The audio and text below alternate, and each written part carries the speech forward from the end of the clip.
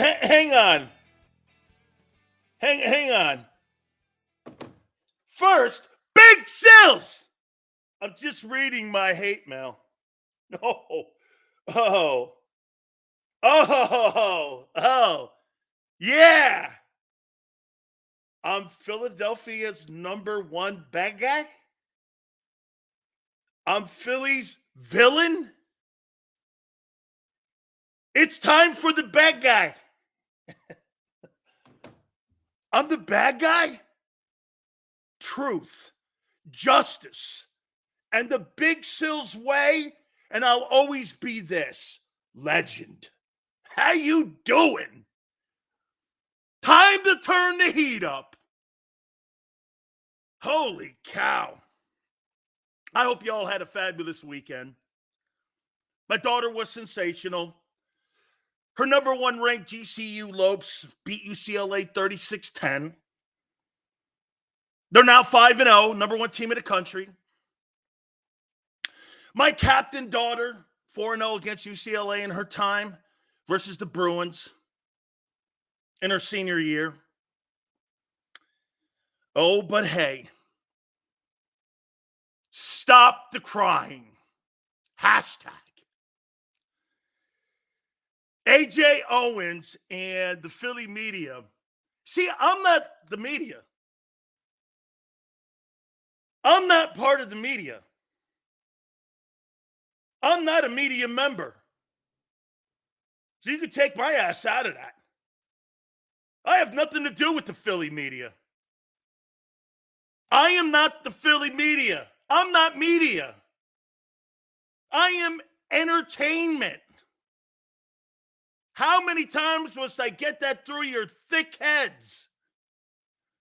Media, journalist, those guys are written in small letters these days. I'm not a media guy. So cry me a river. I can't believe it. I have so much respect for AJ Owens now. Can you believe it? Dude, shut the hell up and play. You're unbecoming of a captain. Give me a break. Oh, and for the record, so AJ Owens calls me an asshole today, and then he blocks me. So some of you were like, he just wants to get him on the show. I personally don't give a shit if he comes on my show or not. I don't care. Okay? I don't care. As a matter of fact, I'll treat you just like I treated the Bucks in Tampa. You know what that was? The Bucks refused to put people on my radio show, and we were the flagship. I said, I don't need you. And I didn't. I did 10 shares. I didn't need them. You think I need other people to come on my program and carry my program? I could talk for 20 hours. Never needed a guest. I want guests. I want guests. Okay? Oh, Darlene, nothing rubs me the wrong way except moaners and criers and bitchers. I can't believe people think of me that way. I want to clear the air. Oh, my God. You couldn't have been more feminine. I was like, holy cow, my wife and my daughter are tougher. My daughter broke her finger over the weekend, taped it up, and went out and played. AJ Owens would be like, I'm out. Put me in the blue tent. Yeah, and will you do me a favor? Will you get some pink tape to tape it up? Come on, man. Come on, man.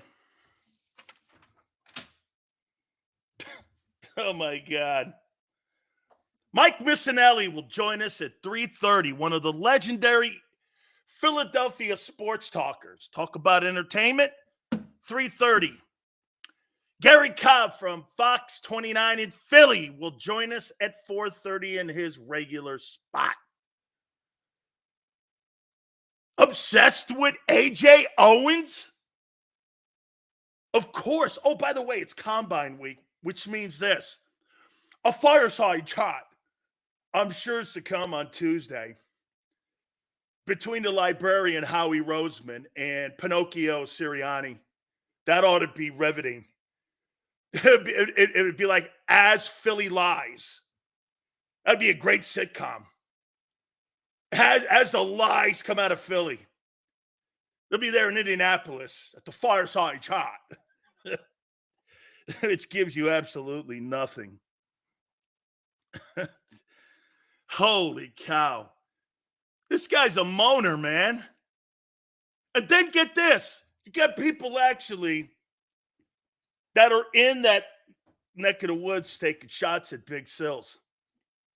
I welcome them. Bring them on. It's all good.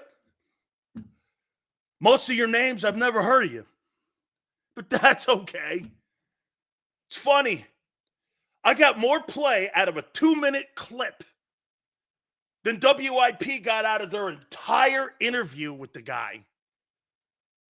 Over 500,000 people listened to a 2-minute clip versus an entire interview that I said on my show about AJ Owens.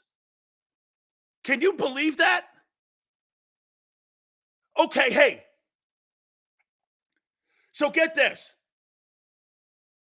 More people tuned in to a 2-minute clip, 2:15 actually, than the entire AJ Owens interview. Talk about cream puff softball questions. How you doing? Yes, sir. Yeah. Woo! You're welcome. Holding people accountable here. That's what we do. We hold people accountable. AJ Owens's behavior, he can't take the criticism. Then shut your face.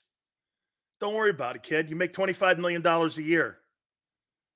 This guy bitched and moaned, and everyone had an opinion on it. Good.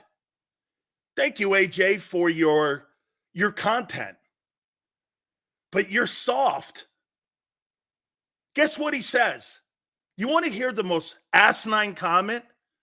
I think if you're a Philly media member, you should be rooting for the team. Now, if you're some guys that used to be on our network who used to wave pom-poms all day and cheer for the team, yay team, then that's what you get. Yay team. All you got to do is turn on WIP, and AJ's got a whole lineup of them. Yay team. Are you in the media? Yeah. Do you root for the team? Of course. I know Jody doesn't do that because Jody's old school. Yeah. Unless the Eagles are stroking him a check like Howard Eskin gets. You see, you got to remember, Howard's a paid advertisement from the Philadelphia Eagles. So anything out of his mouth has no credibility to it. Has none. He's a mouthpiece for the Eagles. You're paid by him. You're going to speak for him. You're not going to talk shit on him. Common sense. Use it. Somebody pays you. Are you going to turn around and talk shit on your boss? No. No. So what kind of credibility does Howard Eskin have? Talk about a guy that's destroyed his reputation just by being a shill for the Eagles now. It's your boy Eskin. Accessibility, key fobs, walking knee pads. How you doing? What a shame. Guy used to be a legend. Now he's a shill. Like he probably does have the insight. Okay? Well, they probably give it to him third before they give it to Jay Glazer or Adam Schefter. He's probably third on that pecking order. Right? The king is dead. Long live Big Sills. Only place you get the truth. Justice in the American way. How am I wrong when I say this? If the Philadelphia Eagles are paying Howard Eskin, how in the world does that guy have credibility to talk about the football team when it comes to being critical of it? How? Tell me. Now, if you're talking about insight to some storylines, yeah, sure. He's a paid employee. Spike Exton's dad is a shill for the team. Okay. Am I wrong?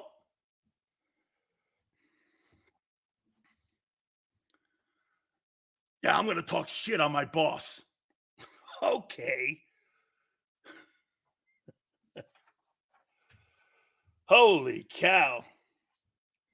So when you're an Eagle fan and you're listening to some of the greatest sports talk guys in the history of your city, and when the team decides to pay them off and stroke them a check every month, that's all you need to know. Good night. As a matter of fact, we used to get him on. I would never want him on again. It's a paid advertisement.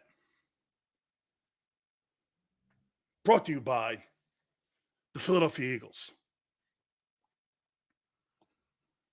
So, hey, when he goes on IP on the weekends or he posts something that Craig Carton's full of shit, well, who are you? The Eagles spokesperson? I mean, he and Bob Lang are the same guy now.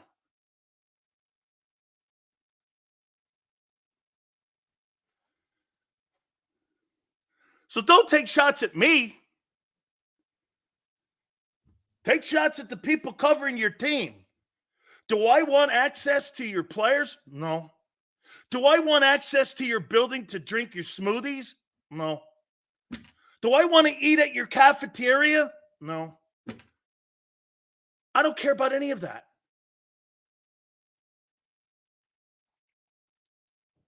I don't care about any of that. Oh my God. Look at the criers. Oh no. Prince says I'm a joke. And yet 500,000 Eagle fans checked out a 2-minute clip of our show. Explain that. Explain that. Can you? Explain that. Sileo, you're a clown and you suck. I can't believe it. 500,000 of you checked it out. I'm sure Bob in Detroit wasn't checking it out. How did that happen? Forte, hook me up here. How does 500,000 Eagle fans watch a 2.5-minute clip of our show versus the entire A.J. Owens interview?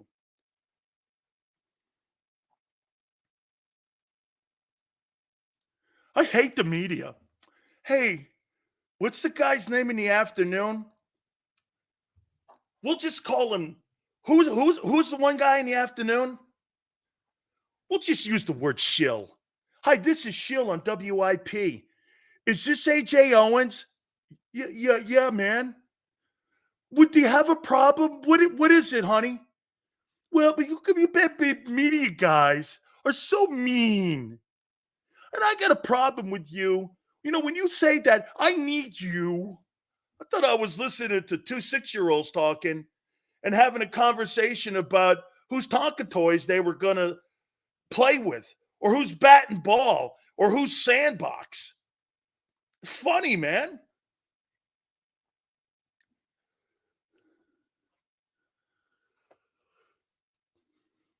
500,000 people checked us out more than that interview.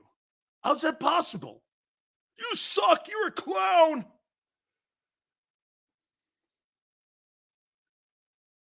All you got to do is go over to my Twitter page or Jacob's Twitter page. We got to be approaching that 500,000 views. It's right at like 498.6 or something. I'm looking for that 500,000. Sandra just goes like this. Why don't we just throw something up? See what happens.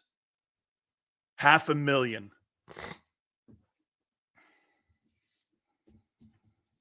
I'm becoming of a captain of your team. Without a doubt. I mean, I don't get it.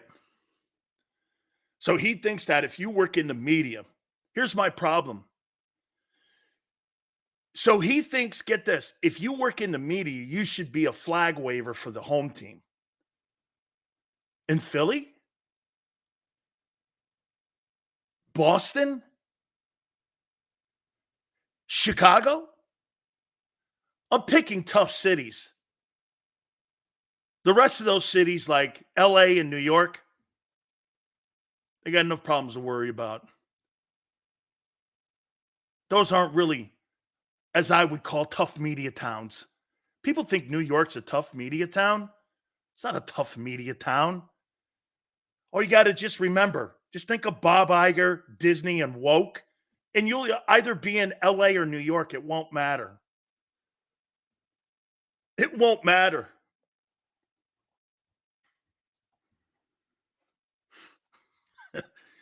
I think if you cover the team and you cover me, you shouldn't say anything bad about me. What a worm. Total worm.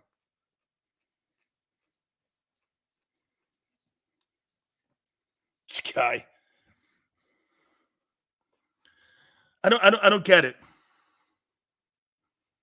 Let me move on to a decent topic because I'm tired of shitting on a lack of a leader in AJ Owens. Okay? Guy's becoming beneath me now. Hey, you know what's funny? What do you want from me? I heard that in the interview. I want you to act like Devontae Smith.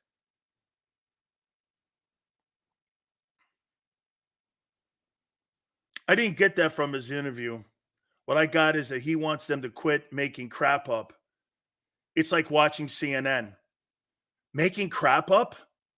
If somebody says this, what about potentially? You know what's funny? When I started talking about trade, I never at the beginning at all ever said he wanted to be. I talked about a trade. He made that up. He added that.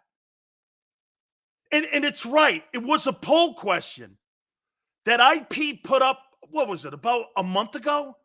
So I came out on my show and said, I think that's a pretty good idea. Let's talk about it. What do you think about trading AJ to get draft picks?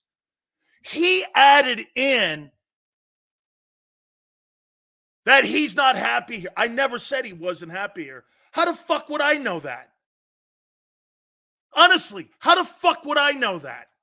If he's happy or not? I don't know the guy from a can of paint or two stones in the ocean. How would I know that? It totally was a poll question on IP. I saw it. I said, hey, let's talk about that. I like that. What if you traded one of your assets to get a bunch of draft picks? You guys know that. We've posted interviews and we posted clips of us saying that. And yet he added in, now they're saying I'm not happy here. Nobody said you're fucking not happy here. You started moaning about it. Now they're saying I'm not happy. I never ever said that, guy. I said you're an asshat. You made that up.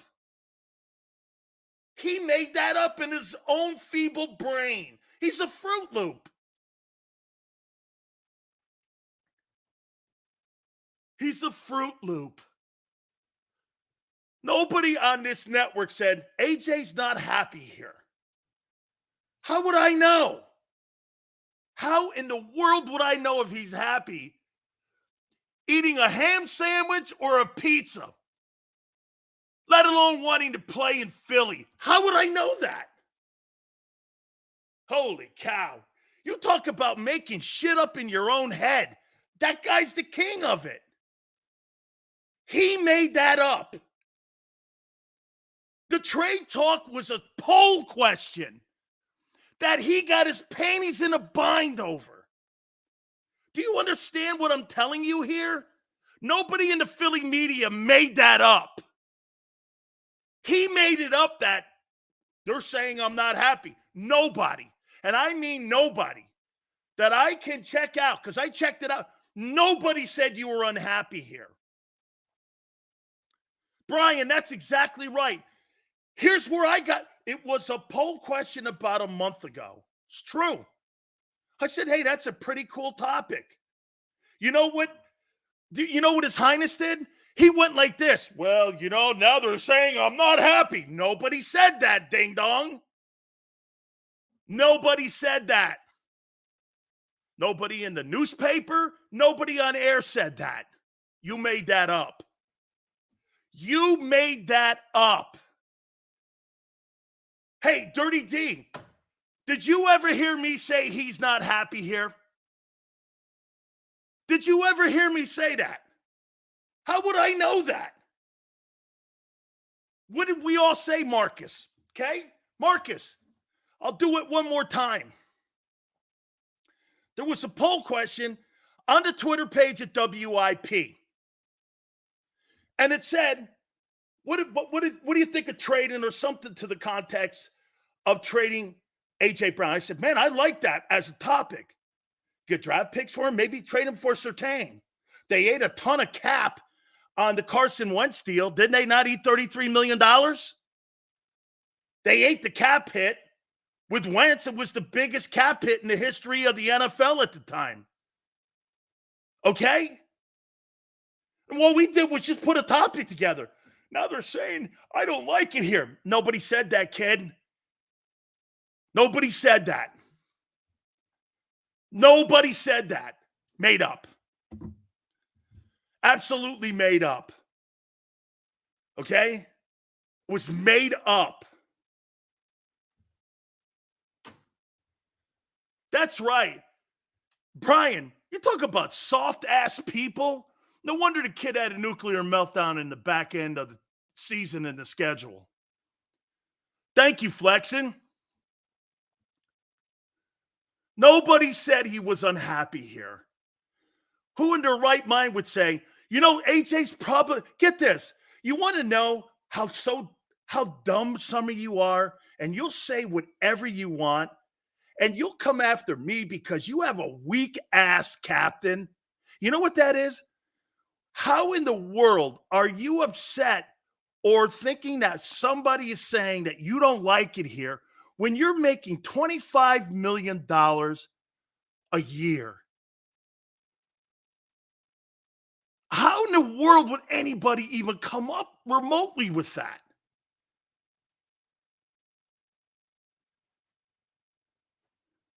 Good night. He totally made that up. He's lying. And he blamed the media. And then he blamed the Philly media for saying he's not happy here. You see what he did? He took a poll question. That dude took a poll question and spun it into fake news to fit his narrative. Because you know why? Can I tell you, Xander, you know who this guy is, A.J. Owens? Woe is me. He is a woe is me guy. Woe is me. It's always me you're picking on. Woe is me. Woe is me. Nobody on the planet, I know nobody on our network said he's not happy here. How would we know? How would we know? I surely wouldn't know. Woe is me. Woe is me. Holy cow. Can I tell you, and again, I heard him in the interview go, well, what do you want me to do? Act like Devontae. Devontae, Dude, every single time that AJ Owens opens his flap in his pie hole, Devontae Smith makes $1 million. He makes $1 million. You know why? That's the guy I want to pay. I don't want to pay that guy. I'm so productive and destructive, and woe is me. Woe is me. I mean, oh, what a crying. Ugh.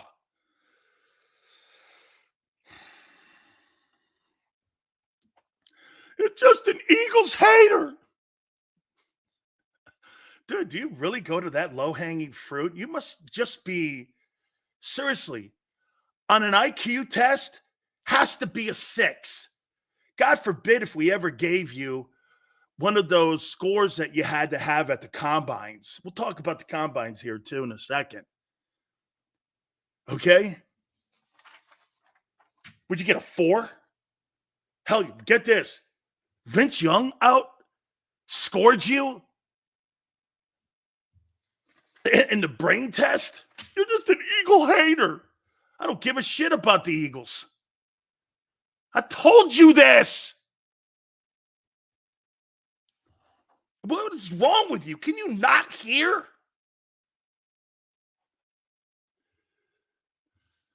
I cover fans.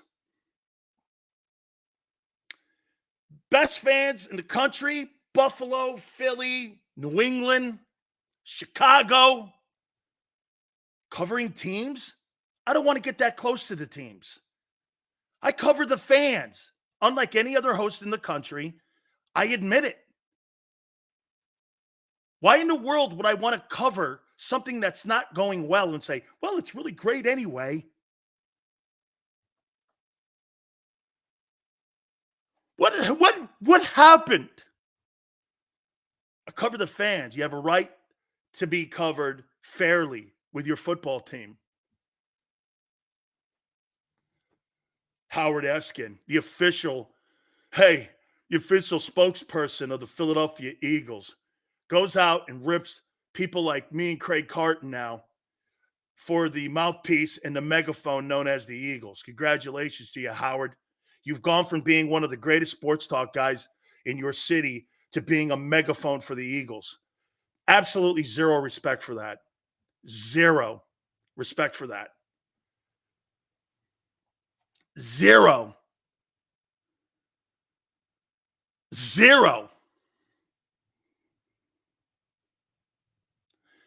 Flexing.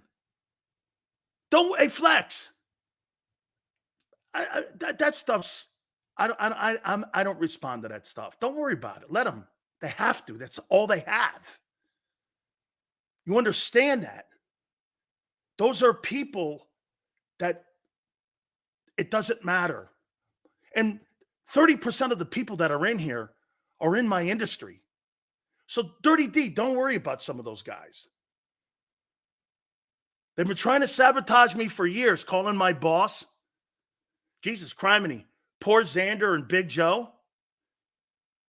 I give it to them. Now that I found out people are backing me, I'm knee deep in your ass. It's over. I'm ready for some positivity. That's right. It's time to do this. It's okay, Flex. Let them. They could spend $1 billion. Well, if they spend $1 billion, I'll address it. And then we're going to have to, me and Xander are going to have a powwow backstage, and we'll work on it then. Hey, Dirty D, and those that support Big Sills in here, remember something. Once you support me, you're going to be called names too. Once that JAKIB supports me, they're going to write articles about them. Nobody wants this show to succeed. I feel for Joe and Xander. They're coming after them because of me.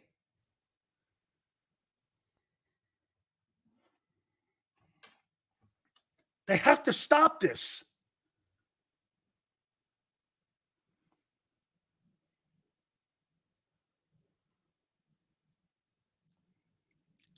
Let's move on to some comments about the team. And those of you that are in here now and have been with us, and over the last 30 years of my broadcasting career, Flexing goes, we're still on? That's funny. Okay? Sales keep cooking. You have all these homers on the flat iron. Another Sills masterclass.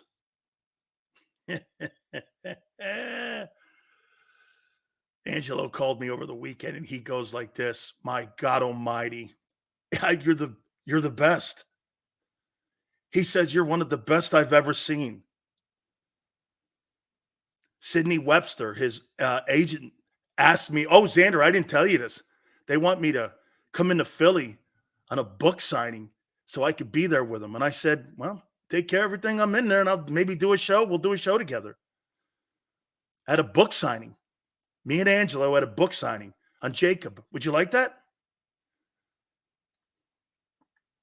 I said, yeah, depends where the meal is. It's about the meal now.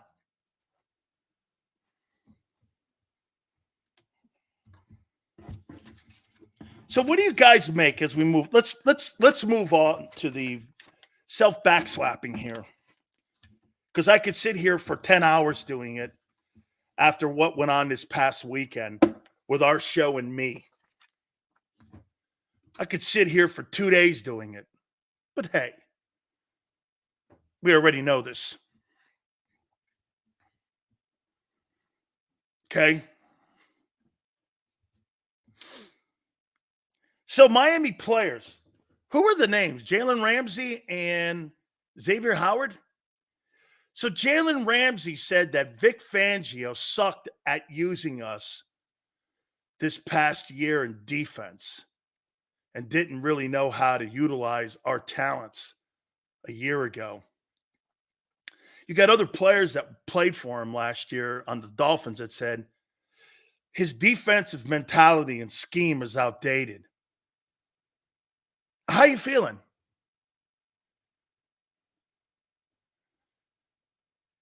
How you feeling?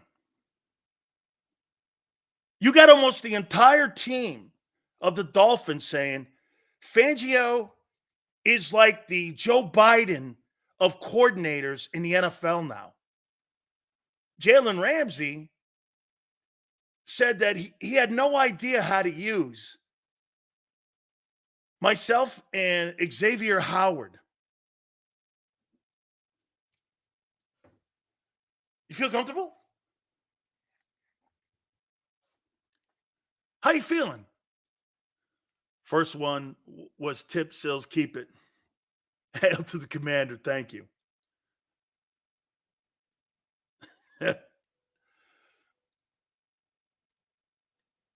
Look at this right here.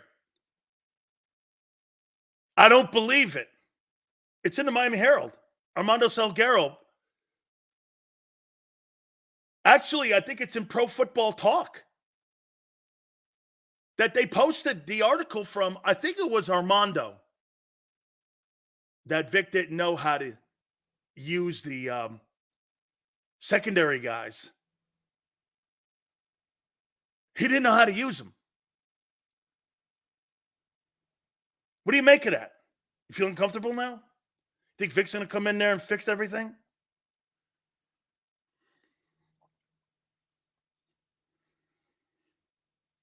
I mean, remember something. The stuff that I say, like D Gunn's report, or I'm not a reporter.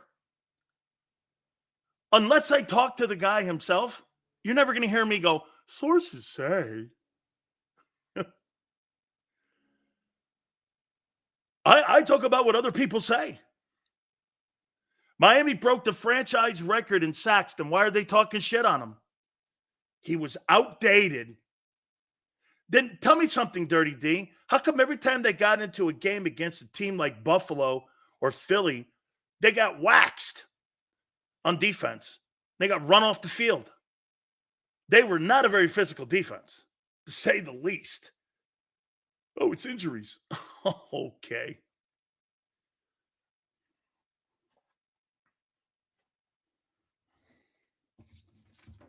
So the guy they hired is an old man, according to Jalen Ramsey. I don't know. How would I know? Are you more confident with Vic or Kellen? Personally, I'm going to make a point to you. You think those hires are great hires? Do you know that almost per show, everyone loves the hires? You know what I am about the Vic Fangio and Kellen Moore hires? What have they ever done? What have they ever done? Have they won? Has Vic won a Super Bowl? He may have because he's been in the game a long time. Has Vic won a Super Bowl? How many years has he been in the game? 35? He may have. I don't know. That's off the top. Someone goes, let me guess, you hate it. No, I don't know what to think. I'm trying to figure out why everyone loves it, though. I'm kind of Switzerland right now, to be candid. Okay, I mean, I'm kind of Switzerland. I don't know. I don't know. I swear to God. I mean, I'm like, but I'm not here. You know, Kellen Moore is going to turn I'm like, what do you mean? What is he going to be? The better version of Dak?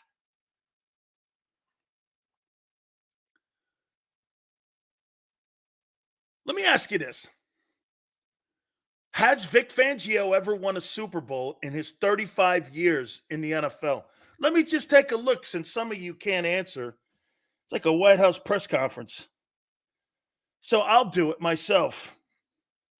And I'll do it on the fly here because, you know, he's got to have won a Super Bowl. I mean, my God almighty. He's been in the league 35 years. So let's take a look. Vic Fangio. Okay, Vic Fangio. He's got to have won. I'm going to assume he's won one. That he's won one here. Let me see. 65 years old. Let's see here. He started coaching USFL in 85, Saints, Carolina, Colts, Texans, Ravens. Okay. He probably won one in a row. Oh, wait. He's never won a Super Bowl. Well, let me take a look at Kellen Moore. Surely he's won a Super Bowl as a coordinator. Hold on. He has to have. Kellen Moore. I mean, you know, he's a Cowboy guy. Kellen Moore. I mean, like, he's 35. Okay, so he's a youngster. Cowboy coordinator? Yeah, no. Okay. So what do you make of these hires? No, and Vic helped us lose the Chiefs. Hey, that's right. Yeah, if anything, Vic cost you the Chiefs Super Bowl. So these are great hires.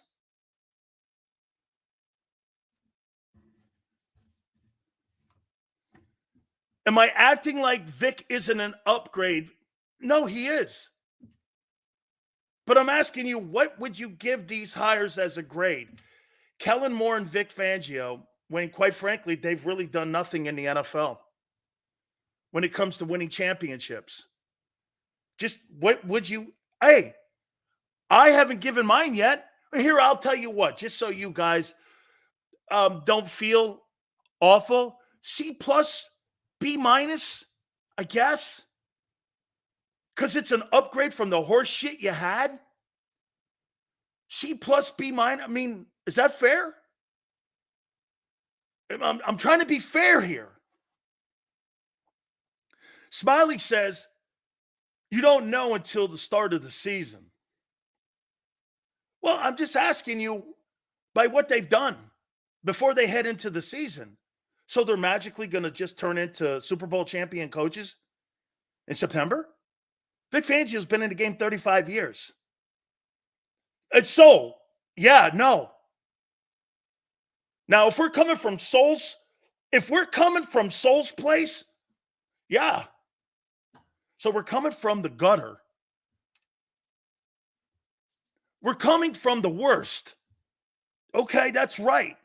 You're not coming from a place of success. Or maybe you are, I don't know.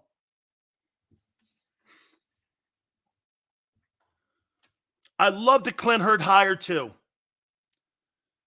I love the Clint. Look, I'm biased with that one, so I can't be cool on that one.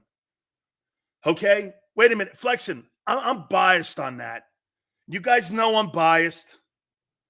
He's a Hurricane. He's a friend of mine. I know him. Okay? I can't, Okay? Jay Creed says, F to a C, they'll take it. There are many guys that haven't won Super Bowls in the league. Okay, that's not my point. My point isn't that they haven't won, but why is everyone saying it's a massive upgrade? Like they're going to turn Jalen Hurts around. How do you know that too? When they haven't turned anybody around. As a matter of fact, Dak Prescott had his best year as a quarterback in the NFL without Kellen Moore. Kellen Moore went to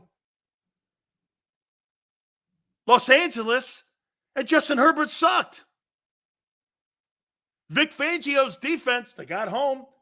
They got ran on at the end of the year, and they got pushed around. Run defense sucked. I don't know. Again, you're right. Going to have to wait till September. But to sit here and say they're fabulous hires, I want to wait and see how this thing plays out because I haven't seen a lot of success for those guys in the last 2 years. I'm not saying Kellen Moore's a hack, but why are you overcooking your books? That's exactly my problem with you Philly fans. You're overcooking a player like Jalen Hurts. He's not an elite quarterback. He's a good player. As a matter of fact, he's overpaid as of right now, salary-wise. Thank God the cap doesn't kill you. But then again, there's 90 guys in the league that are overpaid. Kyler Murray's overpaid.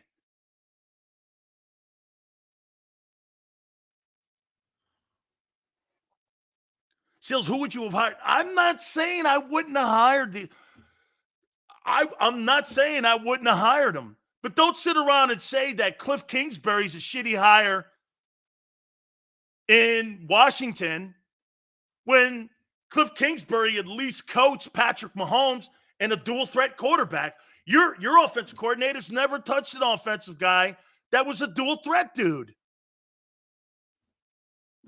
That's right, Smiley. There's one elite quarterback in the NFL right now, and he's in Kansas City. Absolutely true. People like Lamar Jackson and Jalen Hurts need a ton of talent around them just to compete with that guy. The closest thing to Patrick Mahomes is Josh Allen. Why? He doesn't have a lot of people around him, and he still wins. There's no 6 Pro Bowlers in offense in Buffalo. There's one guy. You got 7. You got a top 3 paid tight end. You got 2,000 years in a row wide receivers. You got the 3rd best O-line in football, and you had a Pro Bowl back and a Pro Bowl quarterback. And you went 1-7. You had all that and couldn't get to the NFC title game? I don't know. And you're spending a shitload of money doing it. Again, here's the thing. You put Jalen Hurts on the Buffalo Bills, they'll win 5 games. You put Josh Allen on the Eagles, they'll be undefeated. You imagine Josh Allen with A.J. Brown and Devontae Smith and Dallas Goedert and an offensive line like that, they'd be unstoppable. Don't ever think that the guy in Philly is in the room with that guy up in Buffalo, because he's not. Nobody thinks that. But the dorks in Philly. I'll tell you what. That guy's won 4 AFC East titles in a row. And you know what? You're right.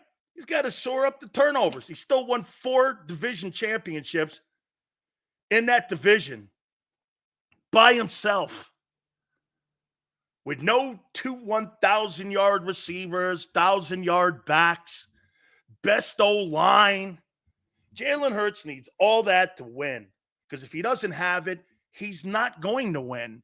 Allen doesn't need all that to win. It was on display in Philly. I can't believe that. Get this. Those guys up in Buffalo had no right being in a ball game with all those high-priced and high-paid guys. You know the biggest problem you have in Philly with your offense? It's overpaid. How much more are you going to pay? You're going to extend Devontae, have 2 $20 million receivers, a $50 million quarterback, a $15 million tight end, 2 $18 million OTs, a $10 million center, and a $20 million guard. When is enough enough? When is enough enough? It's got to get to a point where he can't do it. How much money are you going to spend on offense before you get the clue he can't carry a team?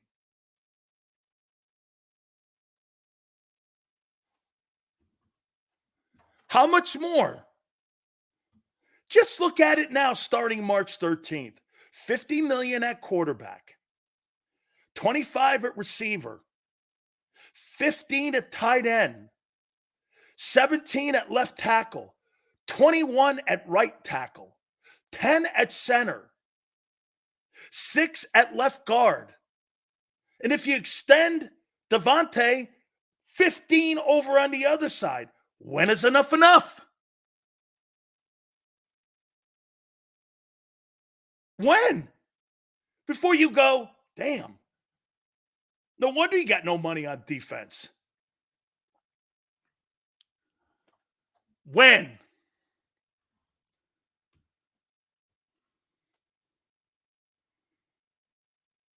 San Francisco ain't winning. So Hurts is the problem? No. Hurts isn't the problem. Hurts isn't good enough. Dude, Jimmy Garoppolo got to a Super Bowl. I can't believe you guys overplay that so much. Jimmy Garoppolo, Colin Kaepernick, all got to Super Bowls. So what? Did you win it? No. Well, you're in the room with those. Jeff Hostetler at least won one. I mean, and we're talking about old news. How about telling me something about that's great that Jalen did in 23?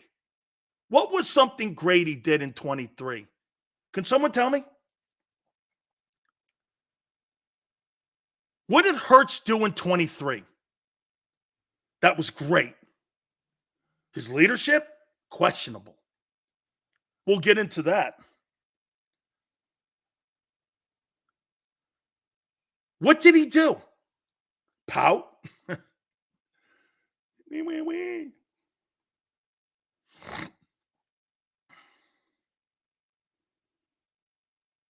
Twist says all I do is bring up old news because that's all you guys bring up. 2022 and how great Hurts was. Well, when you move off at 22 and realize, was Hurts good enough when he went to a Super Bowl? Not really, because if you look at those divisional and NFC championship games, he blew. He was great in the Super Bowl. That's a fact. Look at his NFC and his divisional games stat line. They were terrible. Thank God you were playing Christian McCaffrey at quarterback and you were playing Dimes Jones. Those were the guys you had to go through. Dimes Jones and Christian McCaffrey at quarterback. Wow. I mean, what a gauntlet.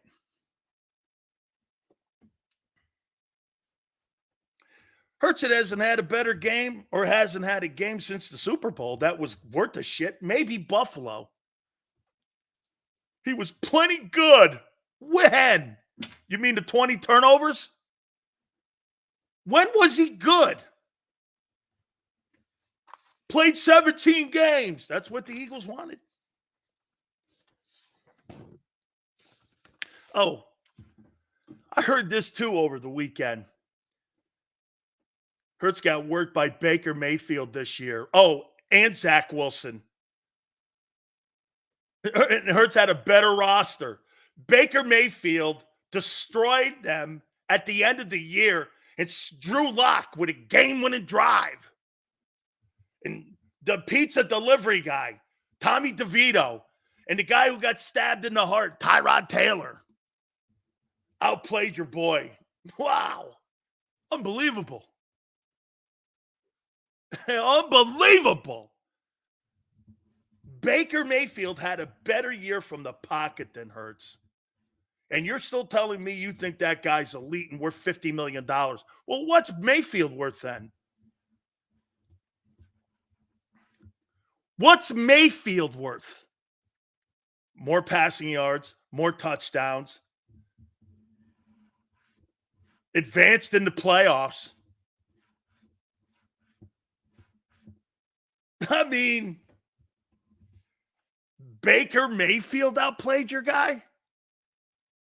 Damn. Holy shit. If Hurts is worth 50, so is Mayfield? Can't blame Hurts on the defensive woes. I could blame him on them 20 turnovers, though. Blame him on the 20 turnovers and the poor leadership and the woe is me also on the bench. AJ screaming at him. Man, you got quite a little thing here, man. This is something. Seriously, this is like All My Children. This is like All My Children. You got that music coming out? Holy cow, the Fireside Chat tomorrow, too. That ought to be interesting. Listening to the librarian and Pinocchio Sirianni talk. Holy cow. What lies will be told there? What lies will be told there? Holy shit, I can't wait to hear the lies. I'm going to write them down. But then again, they'll probably be hand-picked questionnaires. Howard probably gets the first one. Excuse me, guys. Are you guys getting sick and tired of people like Sileo making shit up and saying that A.J. Brown doesn't want to be here? I hate the guy. I call their bosses all the time, but they're not doing nothing about it. I can't get him off the air. I'll make anything up. Anything. I'll even get to some of my stooges like Paul Dumbo. What's his name? Dumbowitz. I'll go to him. He'll do it. You know, he's the guy that went after Trent Cole. Get a life, guy.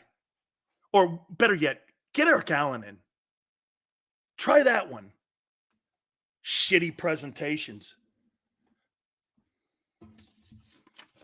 Guy's worried about me, and he can't put a guy who's a legitimate Hall of Famer in. Seth Joyner for Hall of Fame? He can't get Eric Allen in. How's Paul Dumbowitz going to get Seth Joyner in when he can't get Eric Allen in? And he's more concerned about calling the Eagles about me so that they could call my bosses than getting those guys in the Hall of Fame. You got some weirdo media dudes.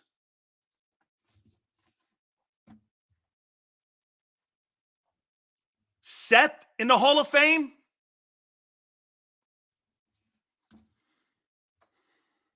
Dude, seriously, listening to and watching and how you behave, it is really wormy. What happened to your market? Philly's changed. It's not the same. That was a tough ass town. Now you're worried about what Big Bad Sil says, or what this guy's political beliefs are, or what that guy eats, or what he says about the owner of the Eagles, or hey, I can make something up about this guy. What's wrong with you? What happened to just being straight to the point? What happened? What happened to Philly?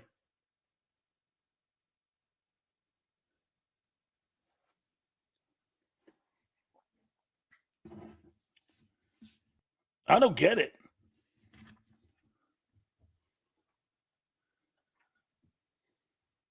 Shit, then again, all you have to do is look at City Hall. Not that hard.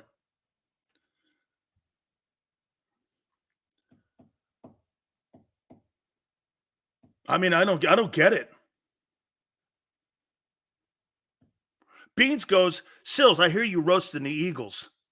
Dude, are you kidding me? The 49ers laid an egg. They laid a bigger egg this year than you did a year ago.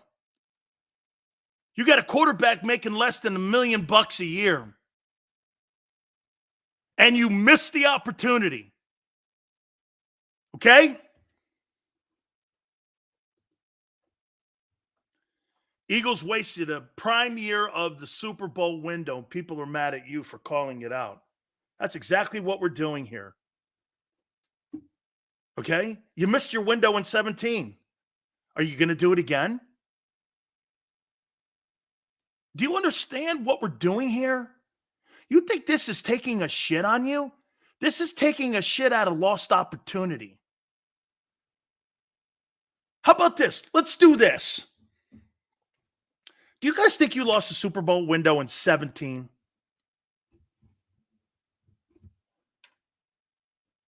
How many people, how long did you think you were going to have a Super Bowl window with that championship in 17? 3 years? What happened to it? What happened to your Super Bowl window? So you really didn't have a Super Bowl window. It was a one-year wonder thing. Is that correct? So it wasn't really set up for longevity of winning. Because within a matter of a couple of years, you were a 4-win team. Is that correct? I'm asking. I'm not indicting.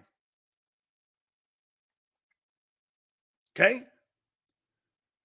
I'm not indicting. I'm just asking.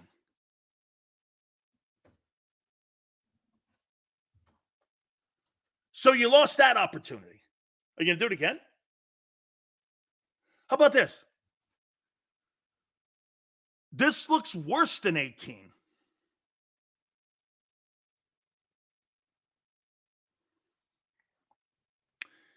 Here's something that I'll put out there for you guys. This goes to Pinocchio Sirianni. How come every time I hear that guy talk, or every time someone brings him up, he reminds me of a wide receiver coach? He doesn't carry himself like an NFL head coach. He carries himself like a position coach. I don't know. Is that me? He just doesn't come off with a regal presence. Okay? He comes off like he should be coaching wideouts or somewhere in the analytics department. Gym teacher. I like that. Right. He should be teaching dodgeball. You know, I mean, how come when I look at him, he gives me the feeling that I'm watching like the punt coverage coach?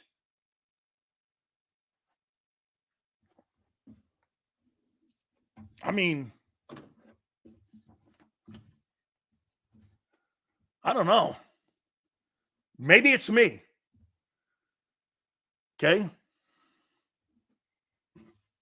Like somebody that drinks those smoothies that Chip left behind.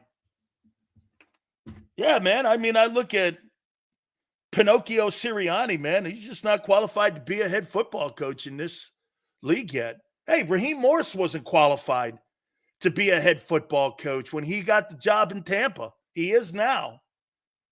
He wasn't qualified then. But at least he didn't act like some asshat on the sideline screaming and hollering at people, jumping on benches and screaming at fans. How you like that, Indy? How you like that? Kansas City? Seriously, man. I mean, I thought I was at a rock concert. Or like this, you know where Nick Sirianni belongs? In a mosh pit. So, I mean, it would a mosh pit, Lincoln Financial. They're kind of like the same.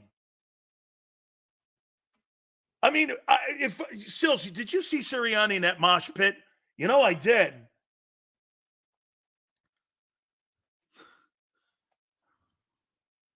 I'm going to talk about the draft here in a second here. And we're going to talk to Mike Missanelli. That'll be at the bottom of the hour at 3:30. Gary Cobb will join us at 4:30. This drama, man. A.J. Brown made that thing up when they said I didn't want to play here. No one in the media market of Philadelphia, anybody talking about the team, not one person said he hated it and wanted a trade. He made that up. And you won't report that. So what you'll do is blame people like me for taking a poll question and just asking a broad question. Do you think it'd be a smart idea to trade him? And you raveled that into Sileo's trying to run A.J. Brown out of and said he hates it here. Where in your mind how in your feeble brains did you come up with that anybody on this network or anywhere else, A.J. Owens, said anything to the context of that? Who said that? Name me one person that said you're not happy here and wanted to be traded. Who? Who said that?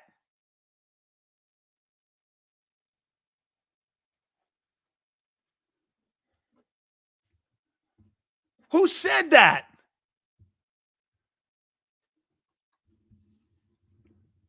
He made that up. Just all you need to know about that dude is right there in a nutshell on how weak he is. He's weak. That's a weak human being who might need help. He's delusional. He made that up. Honestly, get it. Like I said, I just told you where I got it from. A poll question IP put up a month ago. I put it on my show. All my guys started putting clips up about a month ago. Am I right? Our guy who does a fabulous job, who I love, started putting up about a month ago. Sileo proposes a trade. I never said anywhere where I said he was unhappy. I never said anywhere of that. How would I know that? How in the world would I know that?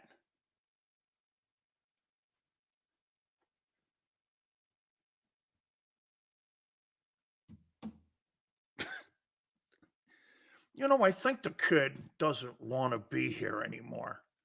Now, do I think he acts like T.O. Owens?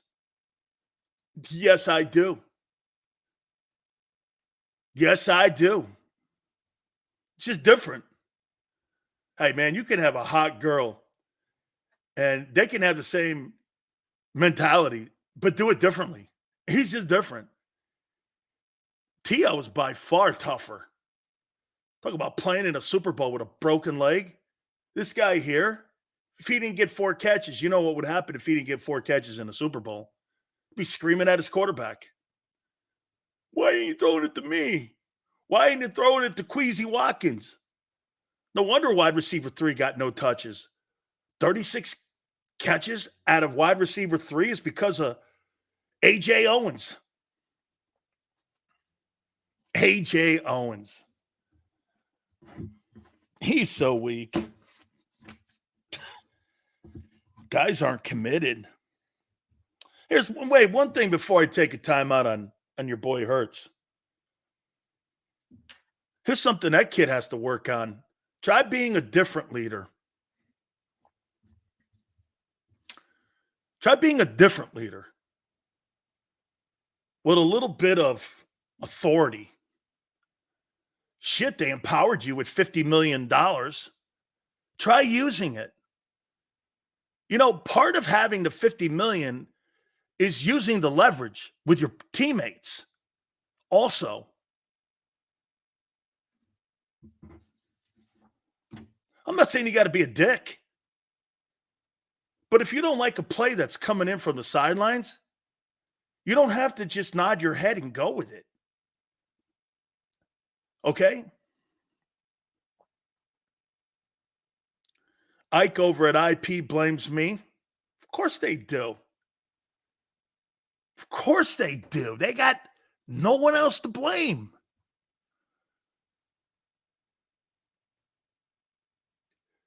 Guy calls me an asshole this morning. DMs me, calls me an asshole, and then blocks me. And I'm like, I never wanted him on my show. I never wanted him. I don't care if you come on.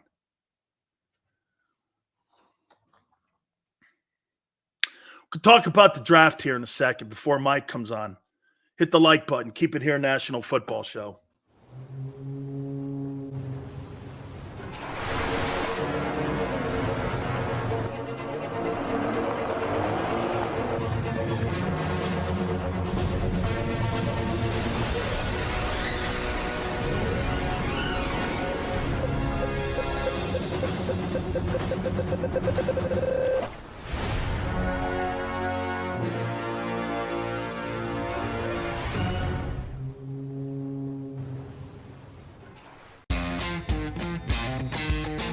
Go for the pulls and the pools.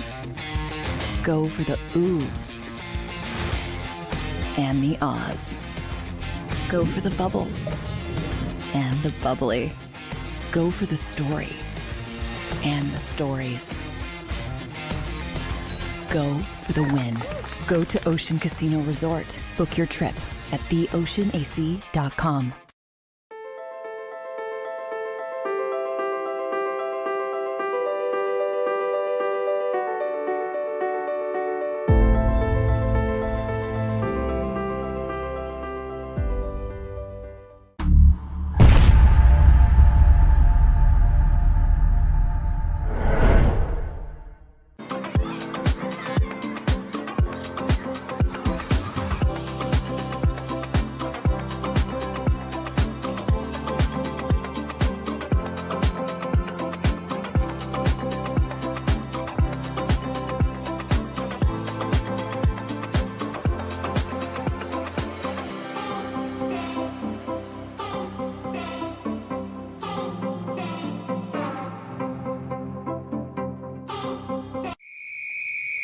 Underdog Fantasy has a way for you to play alongside your favorite football team all season long with their Fantasy Pick'em game.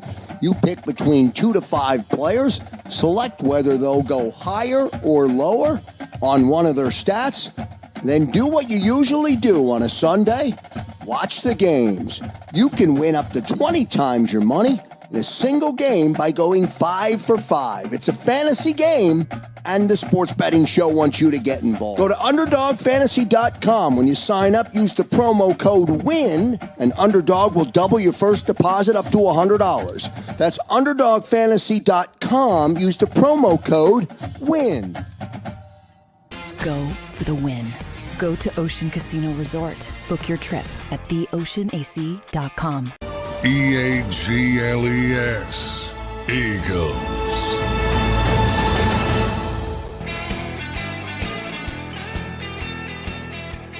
Big Sales National Football Show. Mike Missanelli at the bottom of the hour. We appreciate you guys coming aboard. You know what's funny? All of you are a little bit upset with me because of my conversation about, and we went and used the poll question about potentially trading A.J. Brown. Do you know what they're doing right now in Minnesota? It's actually picking steam up that the Minnesota Vikings are putting a elite package together on trading Justin Jefferson for draft picks. The best wideout in the game. They're talking about trading. But you hemorrhoids, some of you, are sitting here and have some love affair with a guy who could give a shit about you. How is that possible? By the way, Google it. Do you know how to Google? Some of you, I'm sure, don't. They're talking about, look at it. There's conversation. I was reading a story today about potentially the Vikings putting a package together because they don't want to pay $30 million to the wideout, that they would accept 3 to 4 ones for the kid. I might do it. JJ wants out. You see T. Will, what he says? Nobody wants out when you stroke a $30 million annual check a year. That is the dumbest stuff on the planet. You will play anywhere on the planet. Ask Deshaun Watson. When you throw money out and you basically have to extort almost someone to come and play in Cleveland, you had to bribe Deshaun Watson, and they did. $230 million guaranteed dollars, not to play in Carolina or Atlanta. They bribed him.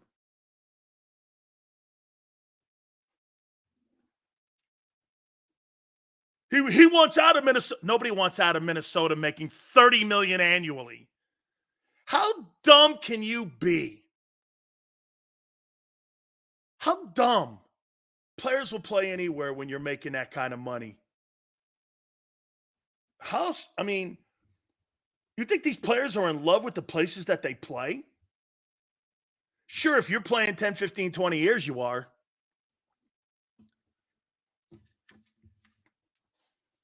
There's actual, and it's picking steam. Hey, get this. Hey, AJ, honey,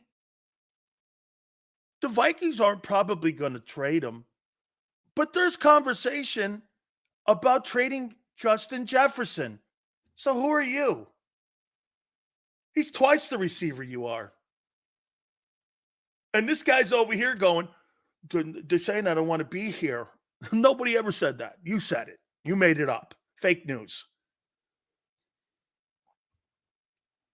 This guy needs a whoopee.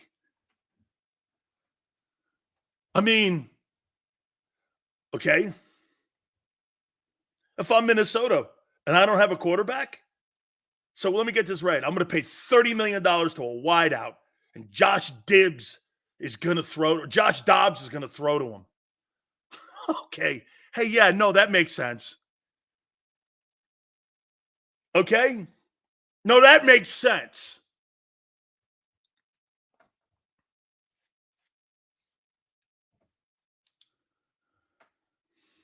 Jesus criminy.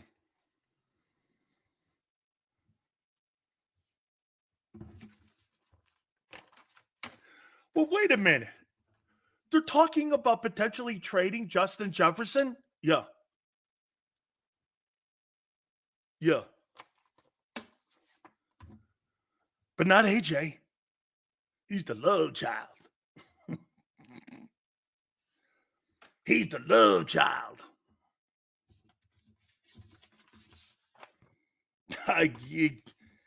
This can't get any better, man. God, do I have a ton of shit, too. Don't fall in love with your players. Fall in like with them. Always remember that. I told you that. Stop it. It's about the success of your team. And that includes your lying-ass coach.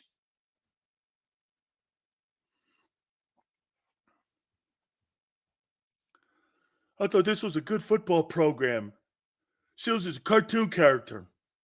Cartoon character? He plays wideout for the Eagles. Woe is me. Honestly, man, I'm waiting for a soliloquy from AJ Owens soon. To be or not to be? To be in Philly or not to be? I'm expecting him to play a role in Hamlet.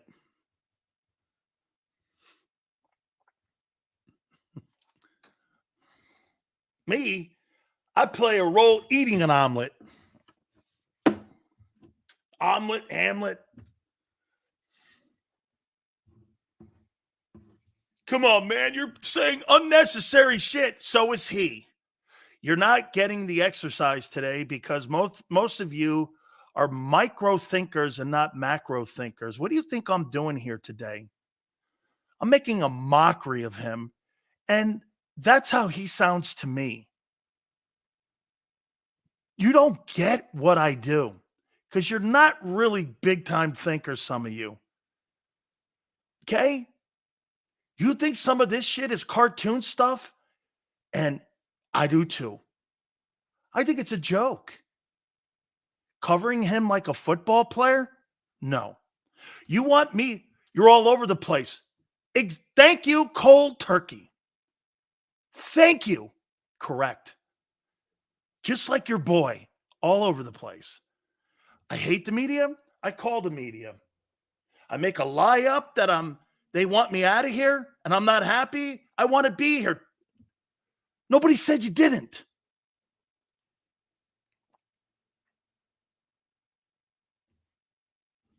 You're getting it. Congratulations. Wow, it only took you an hour and 18 minutes. It's a joke. This whole thing's a joke. Isn't this the kind of drama that Owens did? Just different. He did push-ups. This guy cries. What's the difference? It's unwanted noise. Here, David goes, Sills won't let it go. When he lets it go, I'll let go of the rope. Until then, I'm going to hang on to it because he is. Let me know when you want me to cover a real pro, Devontae Smith. And then we'll get back to talking some serious football.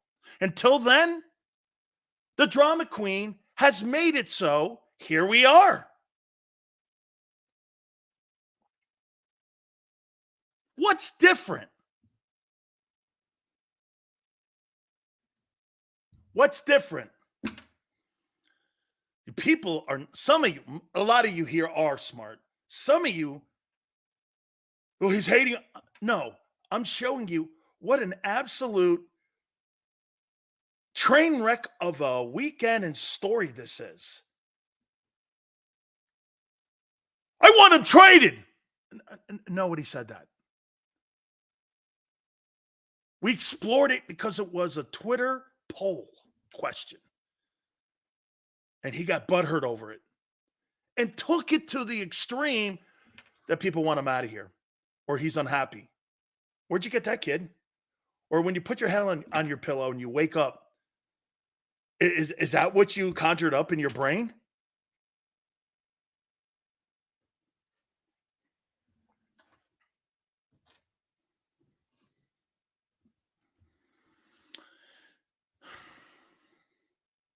Let me move on to something that actually matters.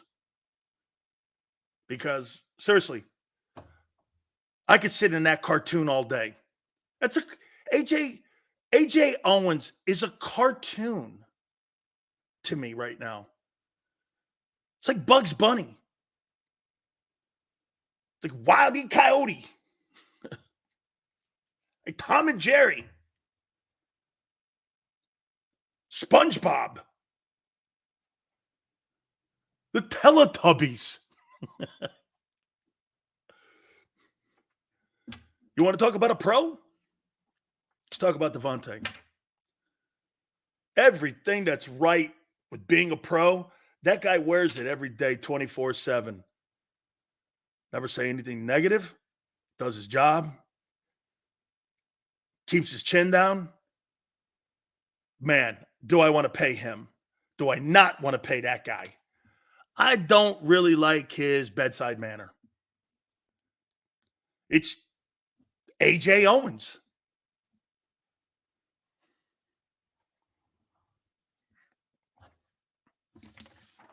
So the Eagle saga moves to Indianapolis, right?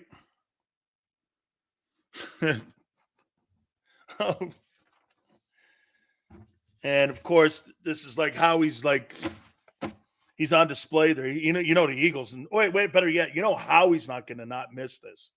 It's a place where everybody can see him front and center because he's the star of the show in Philly. It's not really the coach; it's the general manager's the star of the show. It's true. Howie Roseman, this is like a convention center for him to walk in, and here he is, Howie, best librarian in America. You want a book put away? He's your guy. You want a cornerback? He ain't your guy. You want an edge rusher? That ain't your guy either. So that leads me to this.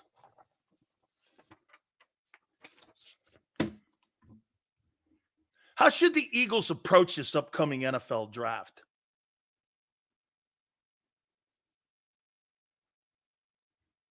There's a great, before I move on, there is a great example right there about what A.J. Brown did by Slagger. Calling Brown a bad word like that, which I don't use. That's exactly what A.J. Brown did right there. That's a great example of what Slagger just did. Nobody called him that. And nobody said that he was unhappy and wanted to be traded. It's a total lie. Oh, okay. Oh, I see where you're going. Just call him that? Nah, I'm not going there. Because that means I lowered myself. So I'm not punching way down like that. I'm not doing that. I'm not going there. I don't use those words. Okay. Once you get a daughter, you kind of back off them words you may have used years ago. You got kind of a different vocabulary when you got a daughter now. So it's kind of I don't want those words ever being put on the internet. So I don't use the B word, the C word, and I'm not using any of those words because I don't want my kids seeing that shit.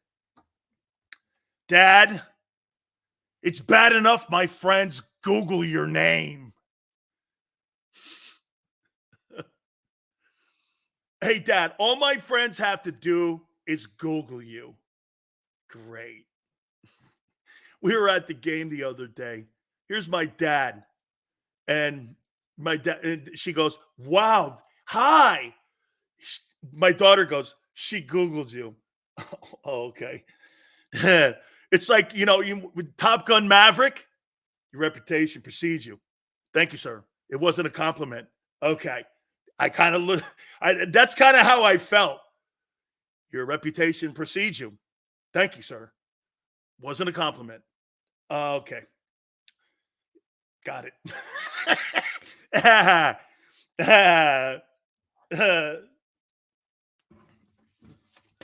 Wasn't a compliment. Where should the Eagles go in the NFL draft in April? What positions? I'm going to tell you where they need to hang. What positions should they hang in?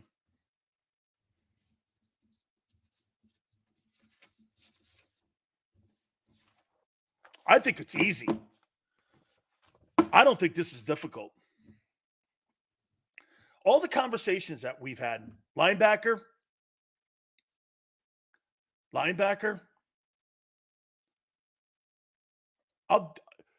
OT, corner, LB, safety.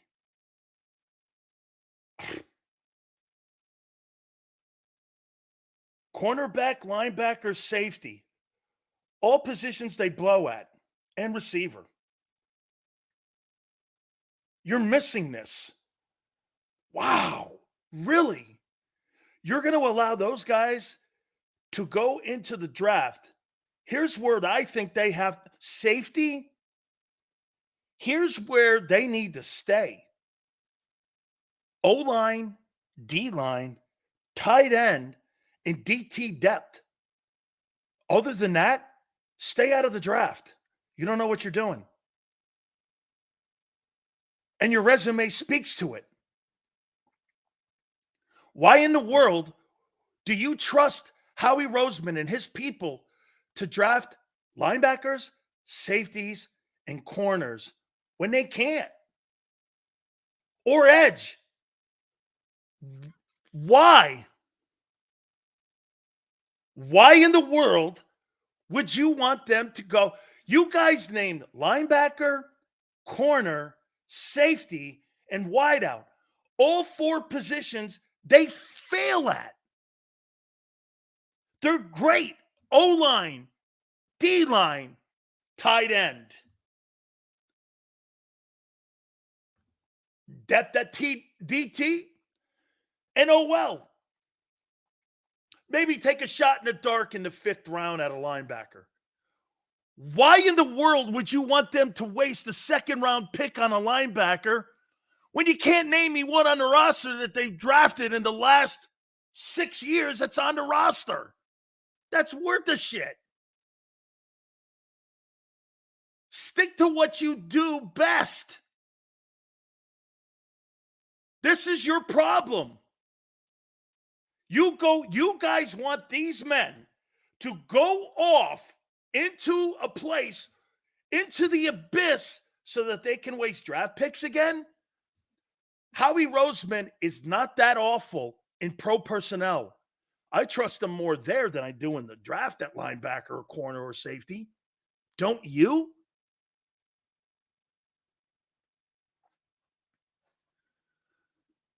You may land on an offensive lineman who could go to the Hall of Fame. You know how I know that? You've drafted 2 of them that are currently playing. You got a left tackle you found in the 7th round who was graded the 3rd best OT in football. You got 2 prospects at DT that aren't bad, have upside. And you want to go linebacker, corner, and safety where you've blown at. Why would you want them to do something they're not qualified? Howie Roseman and his scouting department, college, are not qualified to draft linebackers, corners, or safeties. The resume speaks to the facts. Tell me I'm wrong.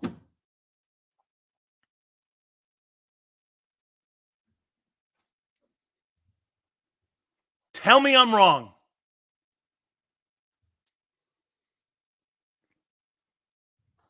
How am I wrong here?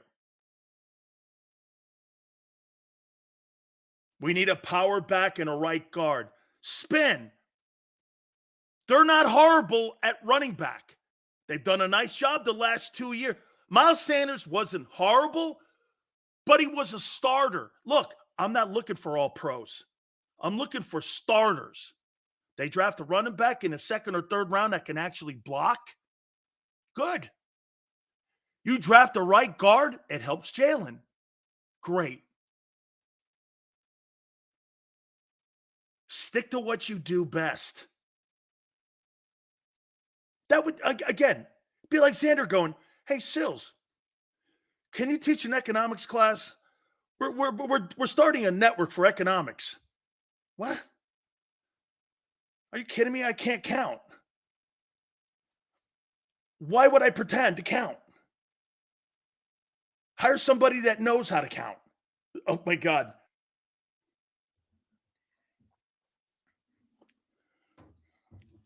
You know, before I bring Mike Missanelli in here,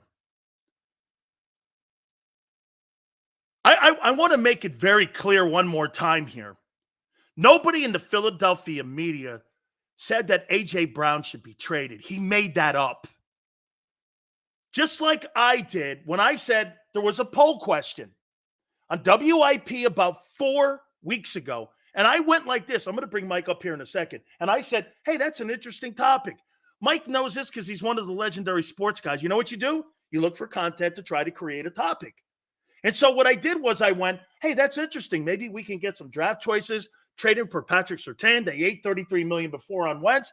It's a topic. You know what he did? He calls in whining to WIP, and he's moaning, going, they don't want me here. I never said I didn't want to be here. Nobody said you didn't want to be here. How would we know that, guy? Hey, look, A.J. Owens, this guy loves drama. Let me bring a guy in who could decipher this as well. Mike, nobody said that they thought he was unhappy here. He made that up. But wait, let me stop. What have you made of the whole drama surrounding AJ and all the stuff that went on last week? By the way, first of all, you know the way I look at it, like players that are calling into a sports radio station to say they're being treated unfairly. And here's the thing about players, Sills, and you know this.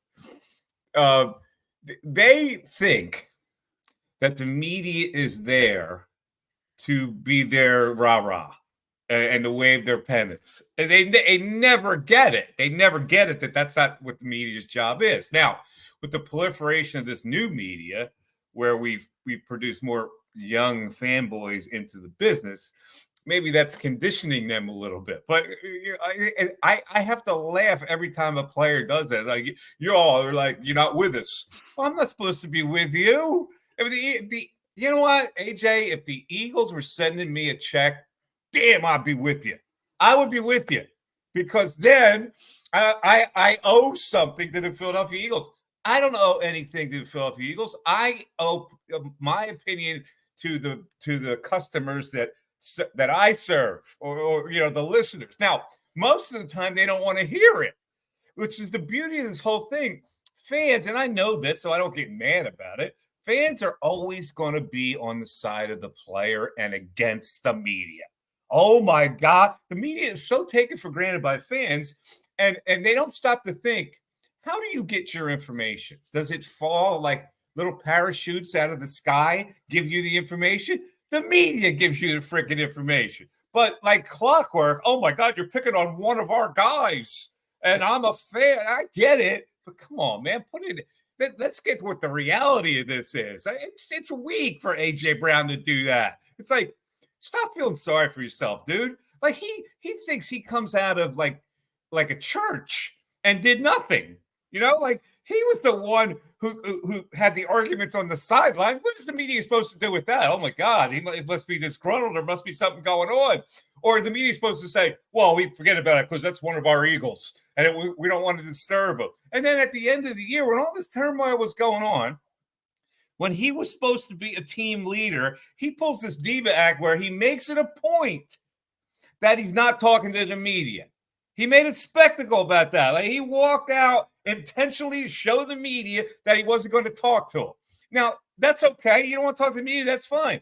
But the message in a time of turmoil in your locker room, and people see that, and they go, man, AJ's off now too, man. We're really in big trouble. It's a terrible message to your teammates. So when all this happened that he created, the media picks up on it because it is content. Let's face it.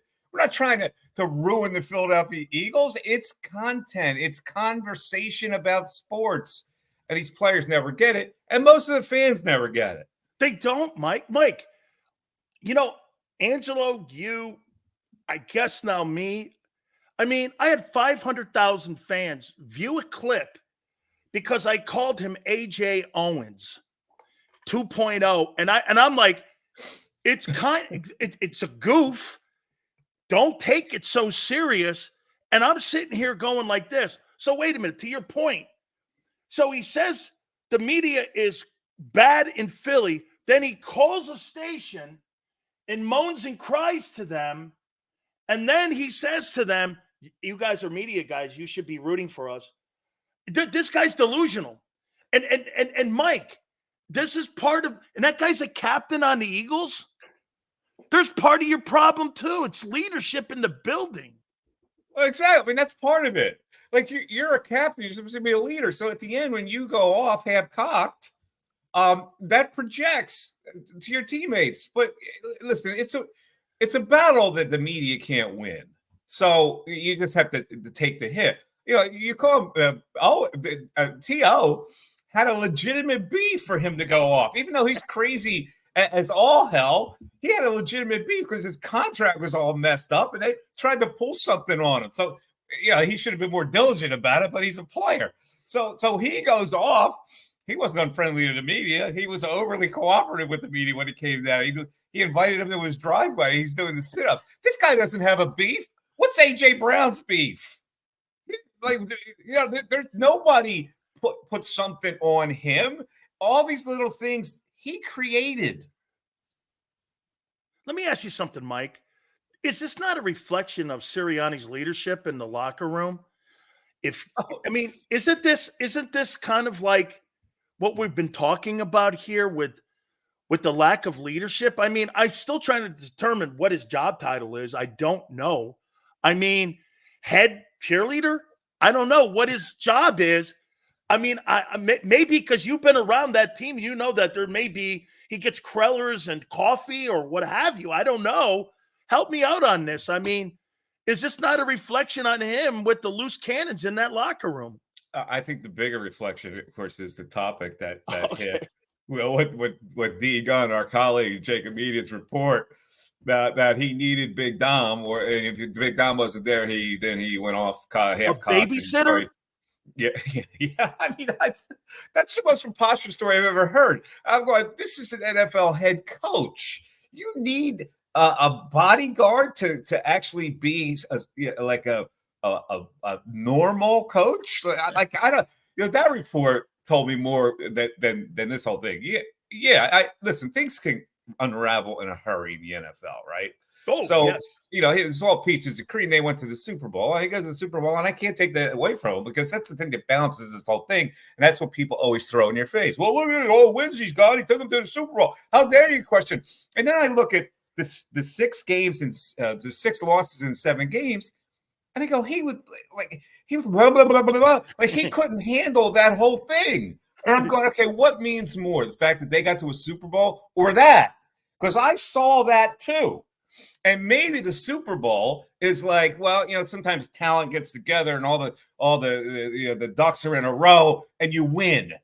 And like I didn't think he was that brilliant of a coach, but I go, well, all right, they won a Super Bowl, so or they got to a Super Bowl, so I guess that we have to give him a little more time. And then that happened last year, and then this A.J. Brown thing happened. So listen, man, that I was an advocate that he shouldn't come back for this year after that collapse happened at the end. That to me is very telling about a coach's ability to handle crisis.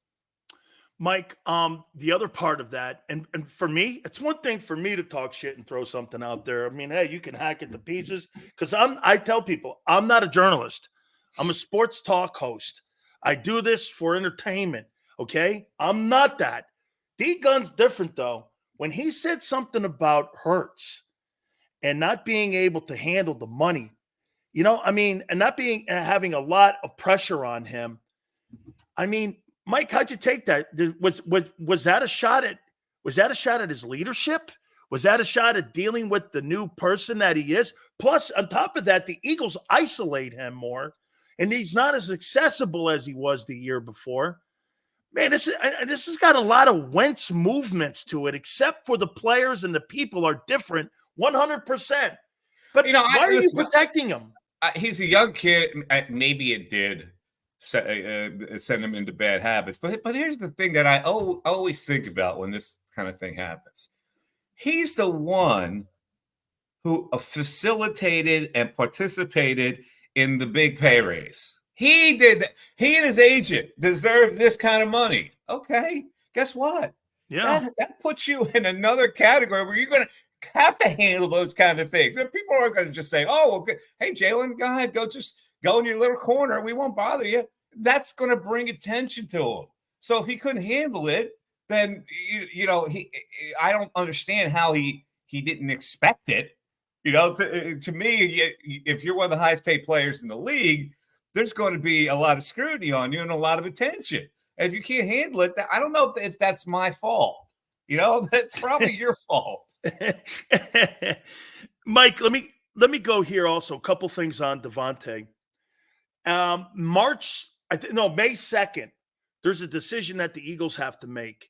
Extend him now, which they can offer him an extension, or pick the 5th-year option up, which means if you pick and you extend him now, which means signing bonus money, that kind of goes towards the money that they need to use this offseason here.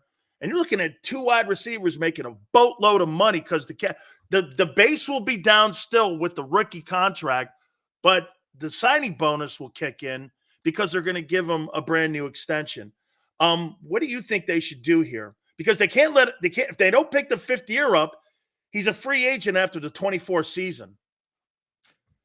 You got to measure this player. Like, I saw some signs of him last year that he kind of like went from really nice guy to kind of like diva-ish.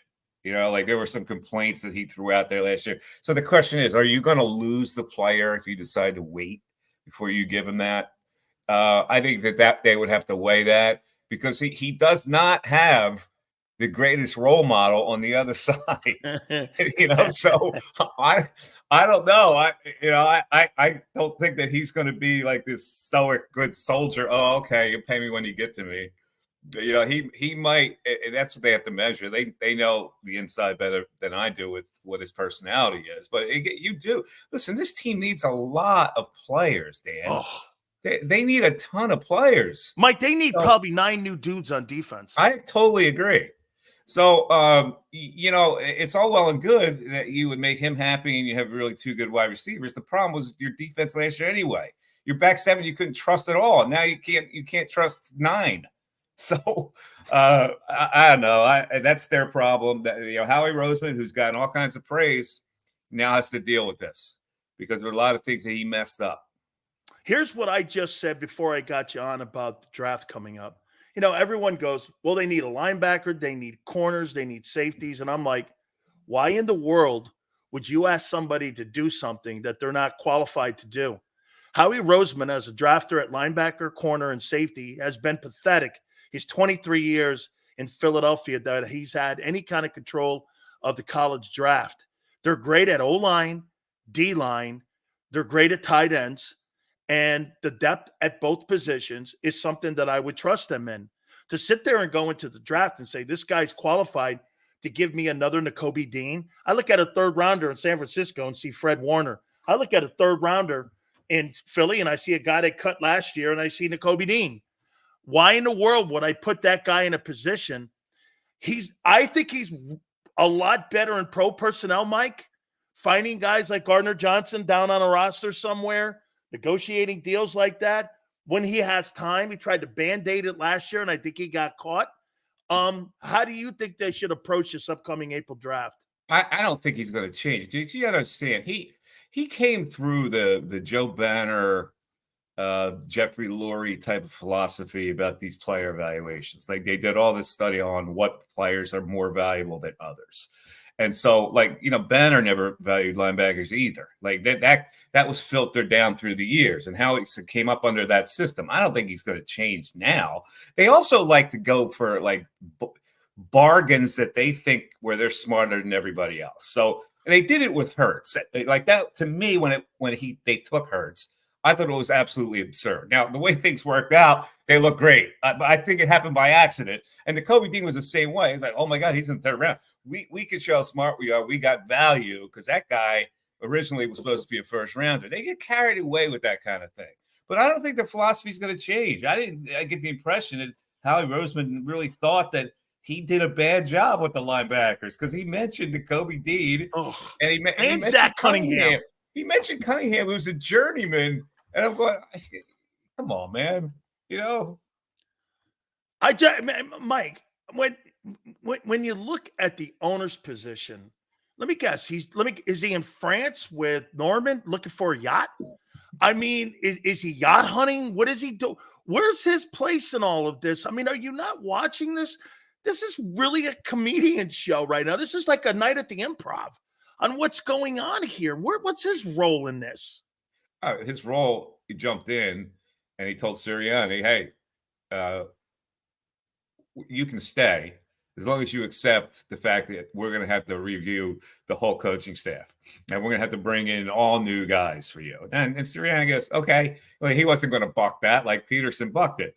So that's where he has his mark. He doesn't think his philosophy is wrong by any measure. Like he and Roseman think they have it figured out. And so when it happens that what happened last year, it's like, okay, now we allowed Sirianni to do some things, but now we have to come in and say, this is the way it's going to be, dude. And these are the coordinators that you're going to hire. And the coordinators are going to hire these guys. And that's the way it's going to be. And Sirianni had to take it. Finally here for you. What to do with Hassan Reddick. Now hear me out first here. So on a team that can't get home and sucks in the back seven, making $15 million, 12 sacks. Hey, listen, he's a great pass rusher.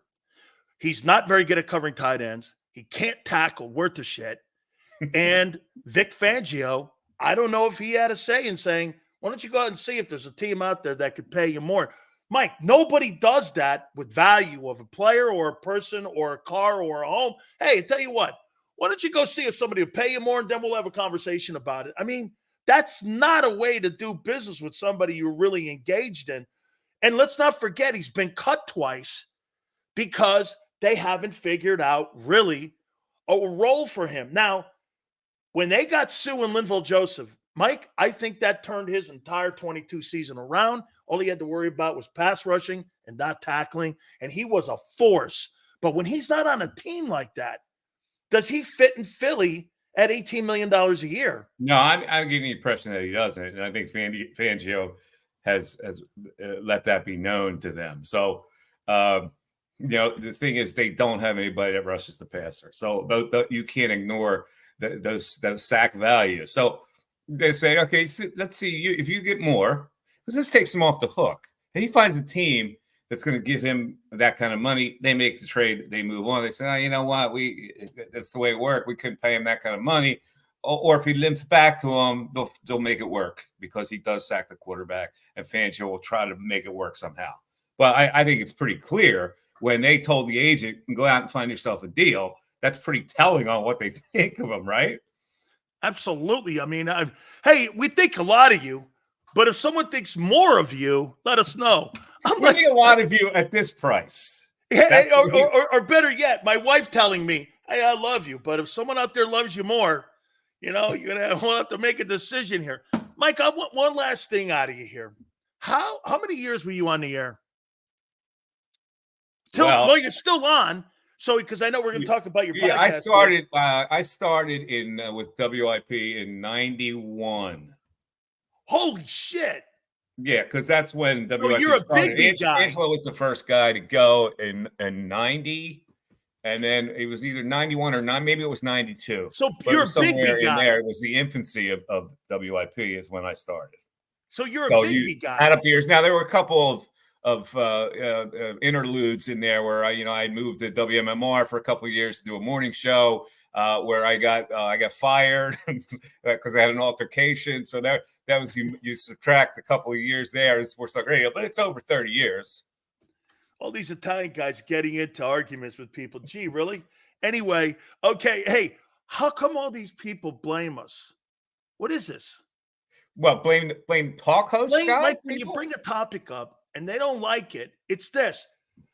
This is all you do is hate and talk shit. And I'm like, no, I brought up a fact. Counting the playoff game, you were 1-7, and you were beat by Drew Lock and the dude that's right now delivering pizza in Soho. I mean, that's what I'm talking about here.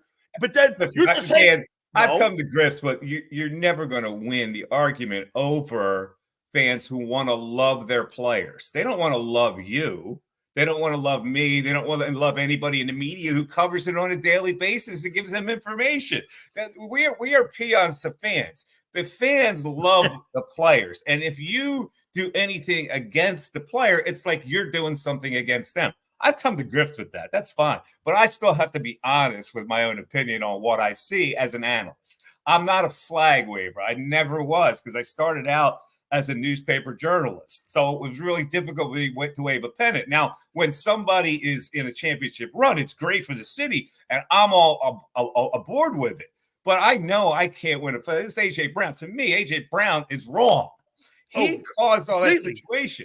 But if you're going to criticize him, and then he goes on the air and cries even more, which gets some more sympathy with the fans. And then the fans go, that damn radio station, they're always causing trouble. They're not beefing up the team. And they don't understand that that's not what we do. You know, and again, it didn't help. I'll tell you what didn't help. And I don't know. He was an intern with us. This Jack Fritz guy was an intern, and now he's on the afternoon show. When he organized that, let's give a standing ovation to Trey Turner. That's something that's something I would never do. Like a younger fan type of guy would do that kind of thing. But that's what they want. It's what fans want. Oh, look at that guy. He's with us. He organized. Wait a minute. That guy said, let's give him a standing ovation.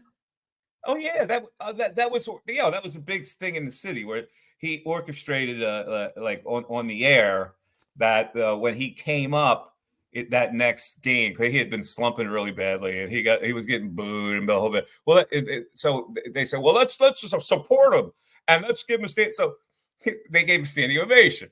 Now, coincidentally, after they did that, he turned into a different player. He turned into Trey Turner again. So it's like, this is what fans take inventory of. Look, if you were there was a host who was on the Philly side and look at the benefit of it. But it's like, okay, that's not my style. That was somebody else's style. But my point is, fans are never going to side with you in the media. They're never going to do it, ever. What happened to Howard? Why is he a shill now for the Eagles? Is it because he gets a paycheck? Is it because he gets a paycheck now from them? I did a show with him way back in the day. I can't believe what happened to him, Mike. He's turned into the biggest shill on the planet. And here's one of the guys I put in the room with you and Angelo. And when I listen to him now, all I hear is a megaphone for the Eagles. You have to understand the dynamic of him. He always wanted to be included on a team and never was able to. So now this is a chance where he feels like he's connected to a team. It's an insecurity thing, but that's his life. Oh, it's so lovely.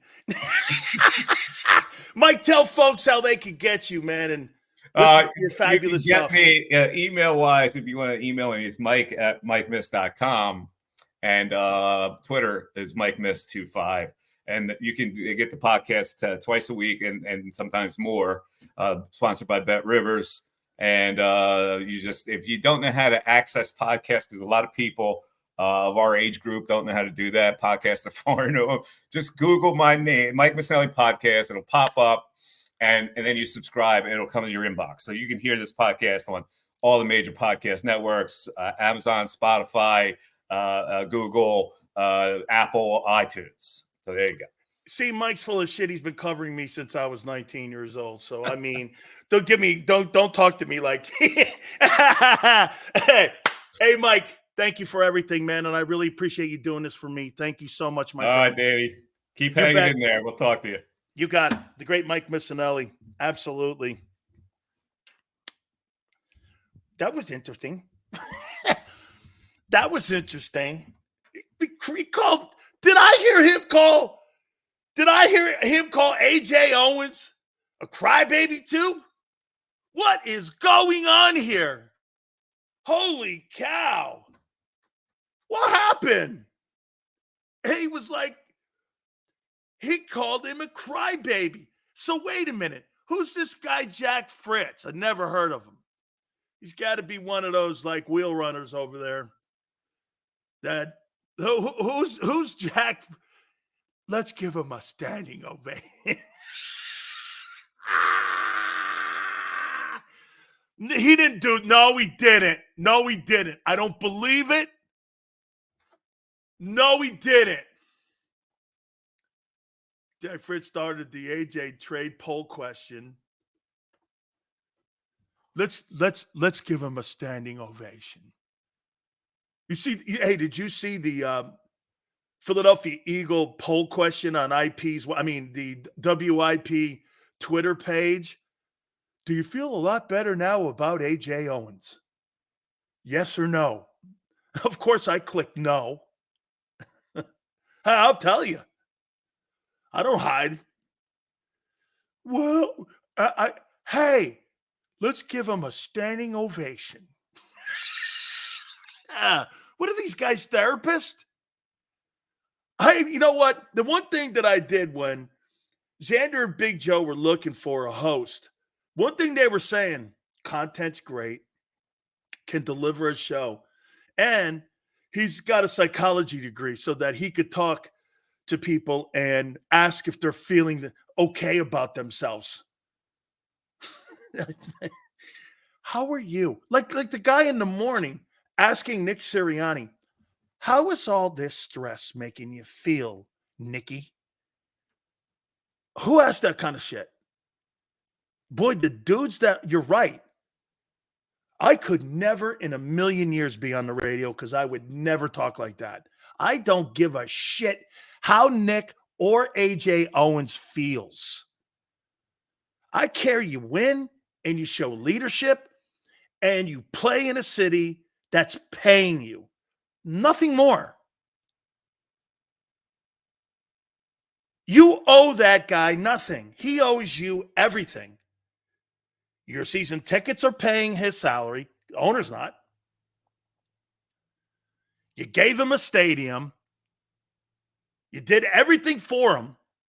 And they make you feel like you're the outsiders. You're not. You're the insiders. See, the difference what people don't get about sports fans, and maybe I should have told you guys this.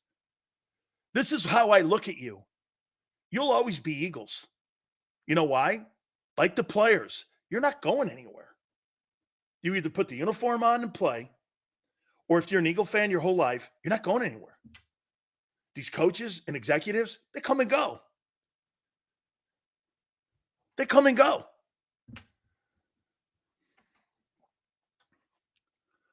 You're the ones that pay the tickets and the PSLs and get double dipped.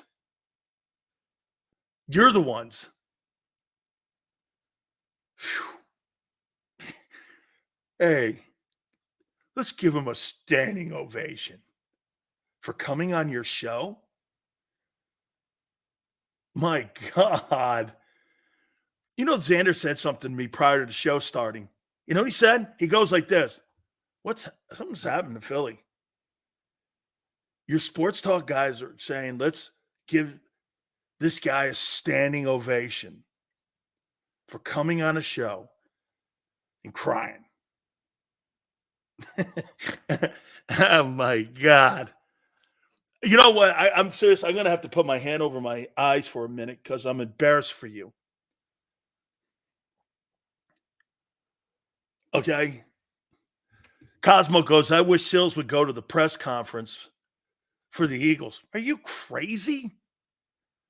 Here, I'll give you this. Cosmo, I'll tell you this.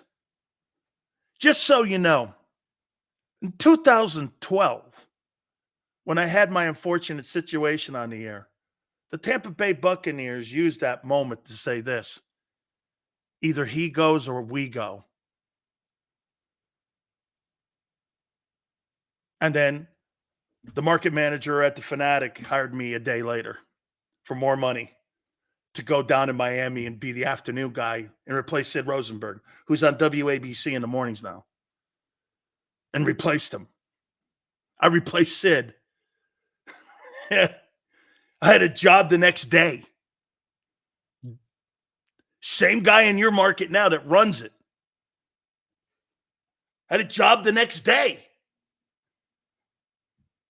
All you need to know, he goes or we go.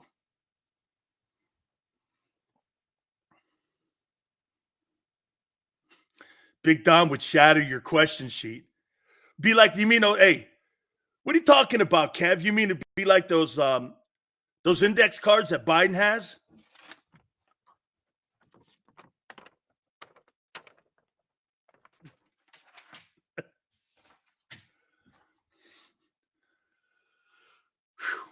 Man, Angelo, I know you're watching. I didn't know it was going to be this. I did not. Gary Cobb is going to join us at 4:30. Shit, Big Dom versus Sills? No way. Unless it's a pizza eating contest, I'm out. I'm a lover today. I'm not a fighter anymore. I'm retired now. I got to worry about people coming after me. Philly media guys. And Mike Missanelli saying, you guys always side with the players? Really? I'll take Sills over Big Dom. Loyal. That's right. Loyal to the soil. So I get it now. So when Big Sills says something about your boys, you cry? Like AJ Owens? Big bad Sills. I'm the bad guy. Remember that. I'm the bad guy. Sills would be the guy laughing. Cosmo's right. I think we need to give AJ Owens a standing ovation. I'd start laughing in the background.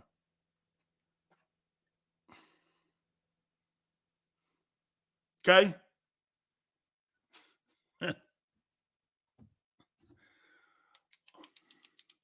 Let's see here. Hang on. Let's see. I before I go, I have to do something because I'm going to ask Xander to do something for me. LJ and Chris. My wife came up with this and my daughter did too. So, Xander, we got to come up with an award. LJ posts 100 comments in the box. Is that how you say it? A day, which comes out to 400 a week. Okay. Which comes out to around 1,600 a month. So if you put that over 10, that's 16,000. Add two more, we're talking about 20 grand. Man. And Chris is a little less. He's at 8,000. So you're in the 8,000 post group. And I got to tell you, LJ and Chris, you guys coming here every day and posting comments towards Big Sills, I can't thank you enough. We're going to come up with an award. Okay, we will. We're going to come up with an award, okay, for the dude that is the most loyal and most consistent poster in the history of the National Football Show. 20,000 posts, LJ. 20,000.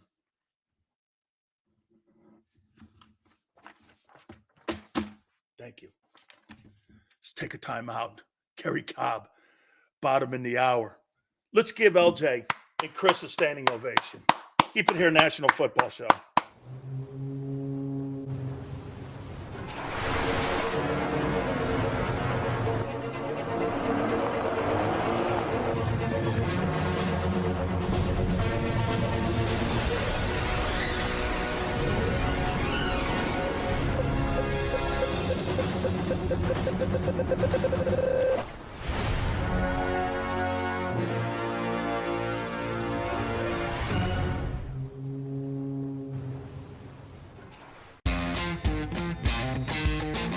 Go for the pulls and the pools. Go for the oohs and the ahs. Go for the bubbles and the bubbly. Go for the story and the stories. Go for the win. Go to Ocean Casino Resort. Book your trip at theoceanac.com.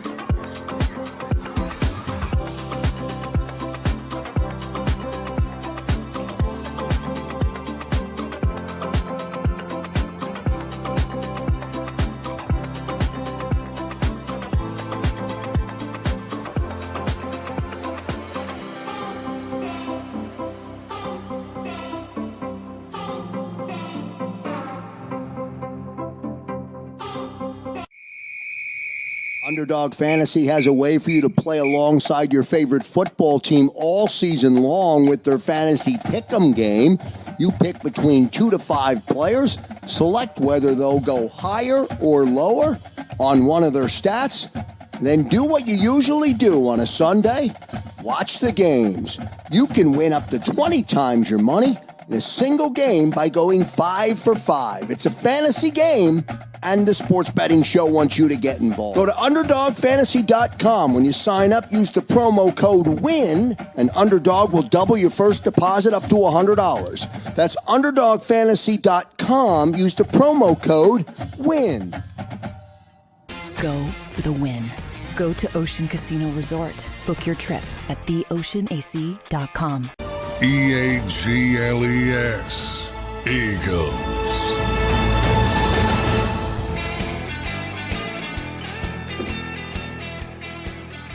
Big Sills! This is so much fun. This just in. Breaking news.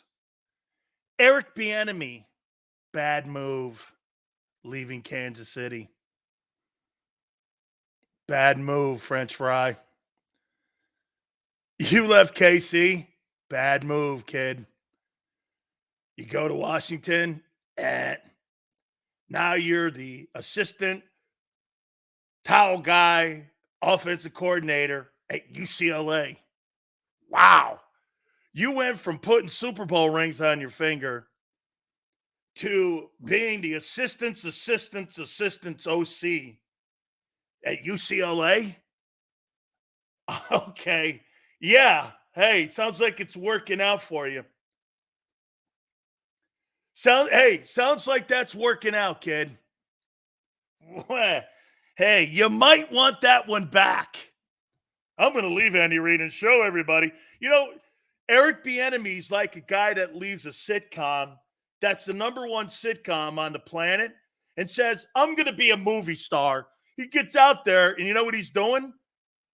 He's doing like those dinner clubs down in Florida where they're serving like food with people that take their teeth out. Dinner club. This guy's down in Boca. Serving like offensive plays to people that are 90. Nice move. Yeah, the early bird special. Hey, if you're on your AARP, you get a free donut. Yeah. Holy shit. There's how you do it. Fantastic. Got somebody that I think Howie should take a look at. He's pretty good at pro personnel. Okay? Never diss the working man. Shut up. Crazy. Working man? Who are you? Okay. Oh, yeah, one of the things that came out of that that interview with what should I call this Jack Fritz guy? Whew. Man. If I ever want to feel good about myself, just call in the IP. Seriously, man, they should just have a hotline. Hey, you want to feel good about yourself? Call Jack. Jack will make you feel good. Hey, if you're down about your team and you're down and out, call Jack Fritz. He'll put you on the straight and narrow. Hey, Jack, I'm really feeling shitty about the 1-7 ending to my team. Well, here's what you do. All you have to just remember is Howie's good, and get your pom-poms out, and it'll be good.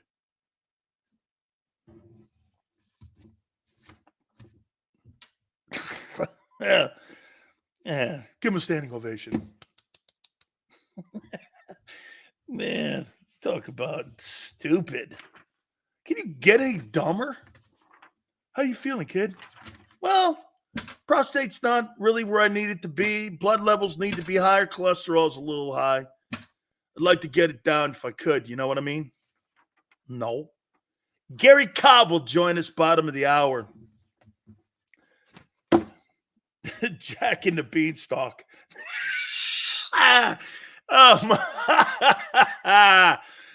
Jack in the Beanstalk. The new afternoon show at WIP's Jack in the Beanstalk. Yeah, man.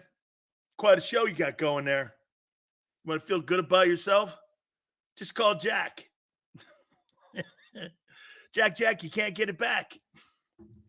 You know, I got to hand it to my favorite coach in the NFC, Sean McVay. You'll love this one, Xander. Unbelievable how well that organization is run. That's why the coach is the best coach in the NFC. His resume speaks to it. So you know what he did? And he has said this numerous times. You know what he did? It's called self-evaluation on what he can do and what his staff can do better to make his team better. So what does McVay do? By the way, you know he's still the youngest coach in the league? No, the guy in Tennessee is now.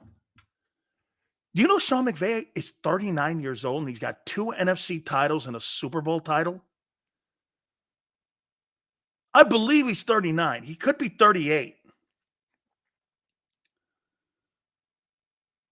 2 NFC championships and a Super Bowl. Finding Puka Nacua, Kevin Demoff, Les Snead. So you know what they do instead of what the comedy club known as the Eagle front office does? Seriously, that Eagle front office belongs over at Night at the Improv. So what did they do? They didn't have a lot of draft choices. They didn't have a lot of cap room. So what did they do? They had a great draft. Look at the kid Kobe Turner. Had more sacks than Jalen Carter. Finished, what'd they get him in the 3rd round? They got Puka Nacua and they got 2 starters that are Pro Bowlers that weren't drafted in the 1st round. Wow. Okay. So you know what he does? And I know Sean because, okay, I'm a little partial because I know him since he was 12. And he was a ball boy with the Bucks. I've known Sean McVay since he was 12 years old. Hanging around football facilities because his grandfather's John McVay. He got the job with who? Jay Gruden. Jay Gruden, Matt LaFleur, and Kyle Shanahan were all on that Washington team. Do you know that? That's who Jay hired with John's approval. So you know what he did? He asked John Gruden and a bunch of people around him, what's the one thing I do poorly? Do you know what John Gruden told Sean McVay? I happen to have this on Insight. See, unlike others, I don't go unnamed sources. You know what he did? John says this, used to happen to me. I got lost in games sometimes. And I got lost in positional and field position. See, he's really good at situational play calling. But what happens sometimes when you're doing situational play calling? You get lost in field position. You get lost in the timeouts that you have. 2-minute warning going in, just like Andy did in Philly, and 2 minutes late in the game. So you know what they did? They hired an in-game coordinator to help him with the clock, not play calling. So you really think that Rams hired a guy that's going to overrule a guy who's won 2 NFC titles in a Super Bowl with play calling? Who in their right mind would think that? That's the one advantage you have over people like Nick Sirianni. He's an actual head coach that's a play caller. Okay? So what he'll do now, they're going to have a guy that's going to help him. Coach, you're on the 30. Going in. There's 2 minutes left. So when he's making his situational play calling, he'll have more intel. That helps your team. That's not a rip. You know why? The results. You can't rip his results.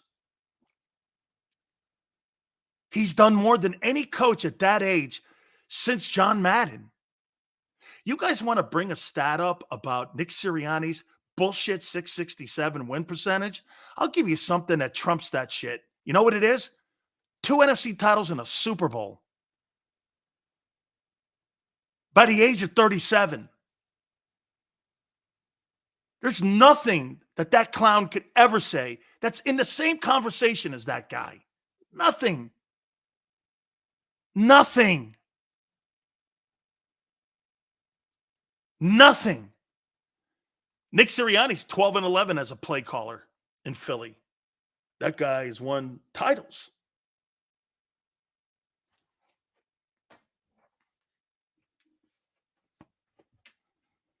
Two conference title rings and a Super Bowl by the age of 37. And you would compare Pinocchio Sirianni to Sean McVay. Okay. How? We've got a better win percentage. Great. So that means with your philosophy, you think Nick's a better coach than Bill Belichick.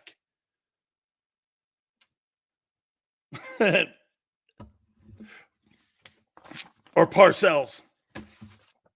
Or Shula. Or Noel. Or Vermeil.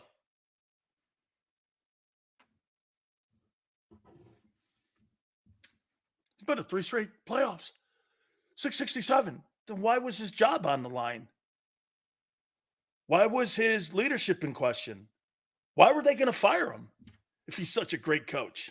How's that possible? How are you not sitting on the highest mountain or the tallest building in Philly going, how's Nick Sirianni keep his job? And what has he done to keep his job? He's lost complete faith in people. D. Gunn's report said it. Screaming and bitching at players. His babysitter wasn't there, or his Suge Knight wasn't there.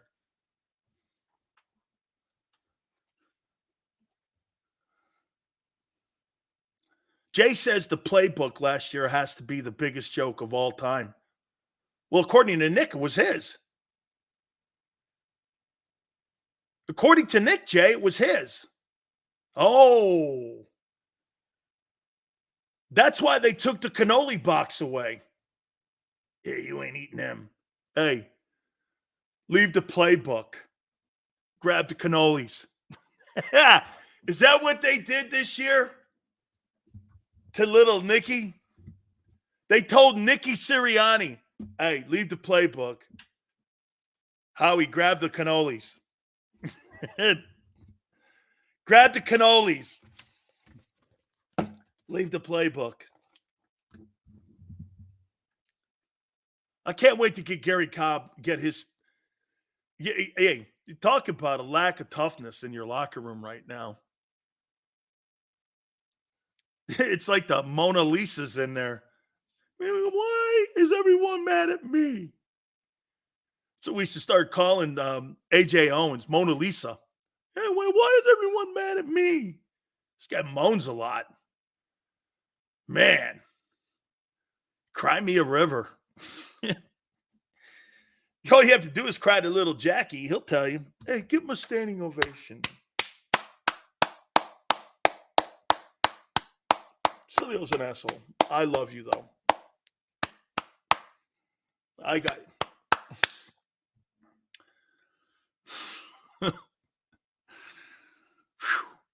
No. You got it wrong, Brian. Brian Johnson and Sean Desai are Fredo.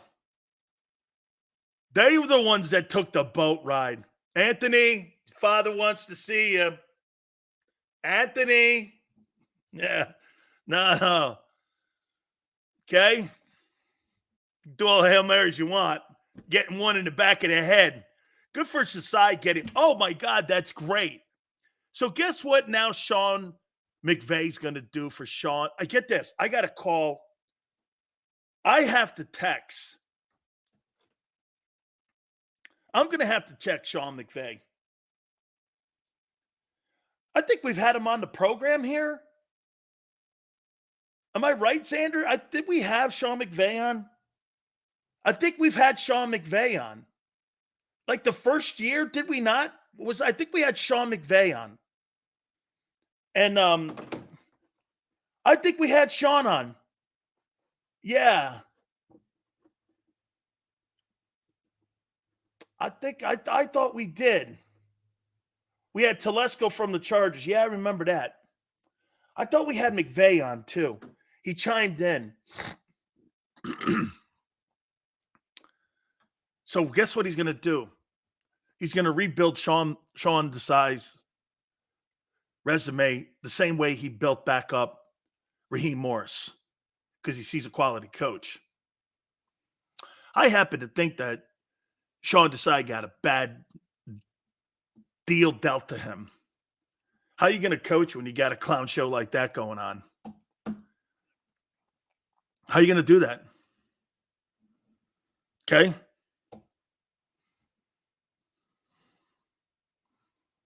Why does this dude worry about other grown men? He's not a grown man. He's a child. A.J. Owens is a child. I don't talk about grown men. I talk about children masquerading as adults. He's a child and a baby. Okay? You got that wrong. Sean Desai was running a scheme that was handed to him. And by the way, so Vic Fangio put that scheme together that lost you the Super Bowl. Decides not to take the job and he goes to Miami because he wanted to be the highest paid guy. Everyone down there hates the guy.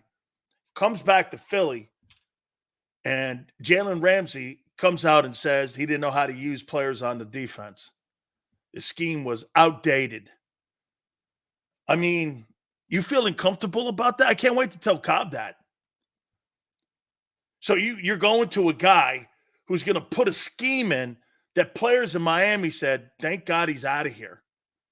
You know, it was like the Cowboys going, thank God Dan Quinn's out of here. You know, they're actually liking that Mike Zimmer's in the building now. Okay. I wanted Wink too. I wanted Wink there too. I wanted Wink Martindale blitzing, you know. Maybe you can use Reddick in a better way. You know what I mean? I think Fangio has something to do with, hey,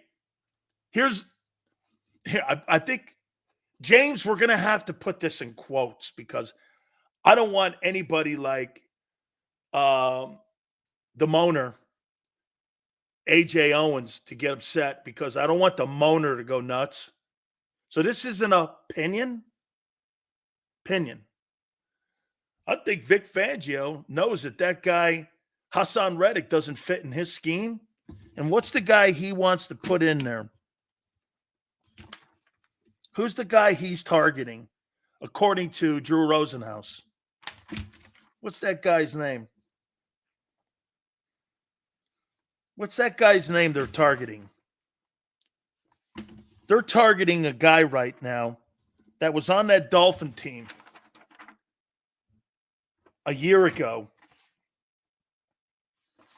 And I wrote it down because Rosenhaus's people know that Vic loves him. Andrew Van Ginkel. That's who they want to play that spot. Remember I said that.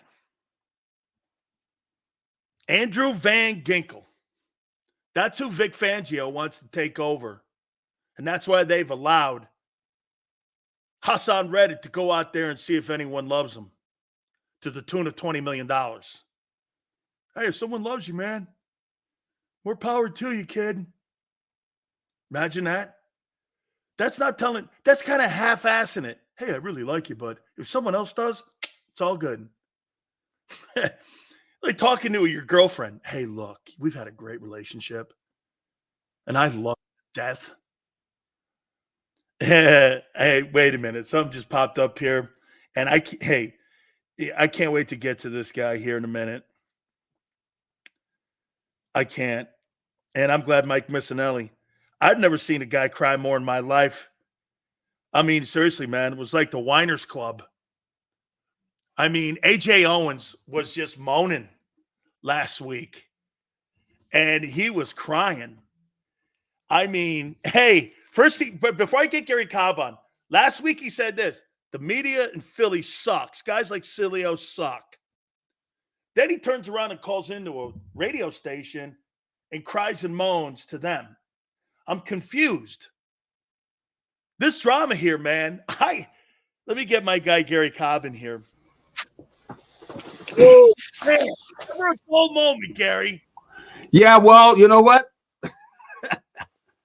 I think this is a good point, though. I think there's some good things that very interesting. And I've been around this, of course. Being a player and then getting involved with the media and everything. But I think there's some things going on that are good discussion points. I have a perspective of it, but I think that somebody needs to talk to AJ. Really, he's got to realize, look, and I got into this after I finished playing. I'm working on WIP.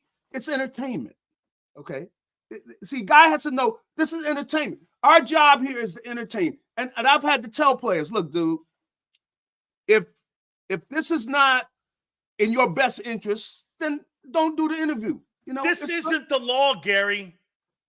That's right. It's not the law. It's about entertainment. And see, somebody's got to sit down with him and explain that to him. Go, look, man, some of the stuff you're wasting your time, because the guy that's doing the show, he's got to be entertaining. He can't be boring.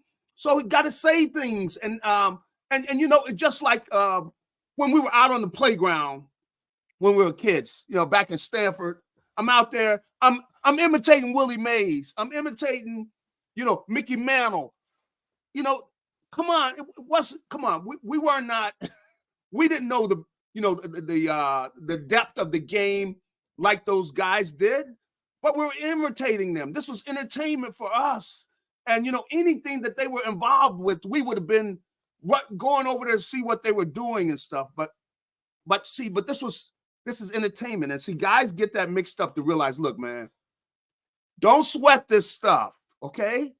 Go handle your business. Your main job is you guys be ready to play. So talking and the interaction with the team is very important and everything. But you can't let, where you start taking this stuff too seriously, man. You can't.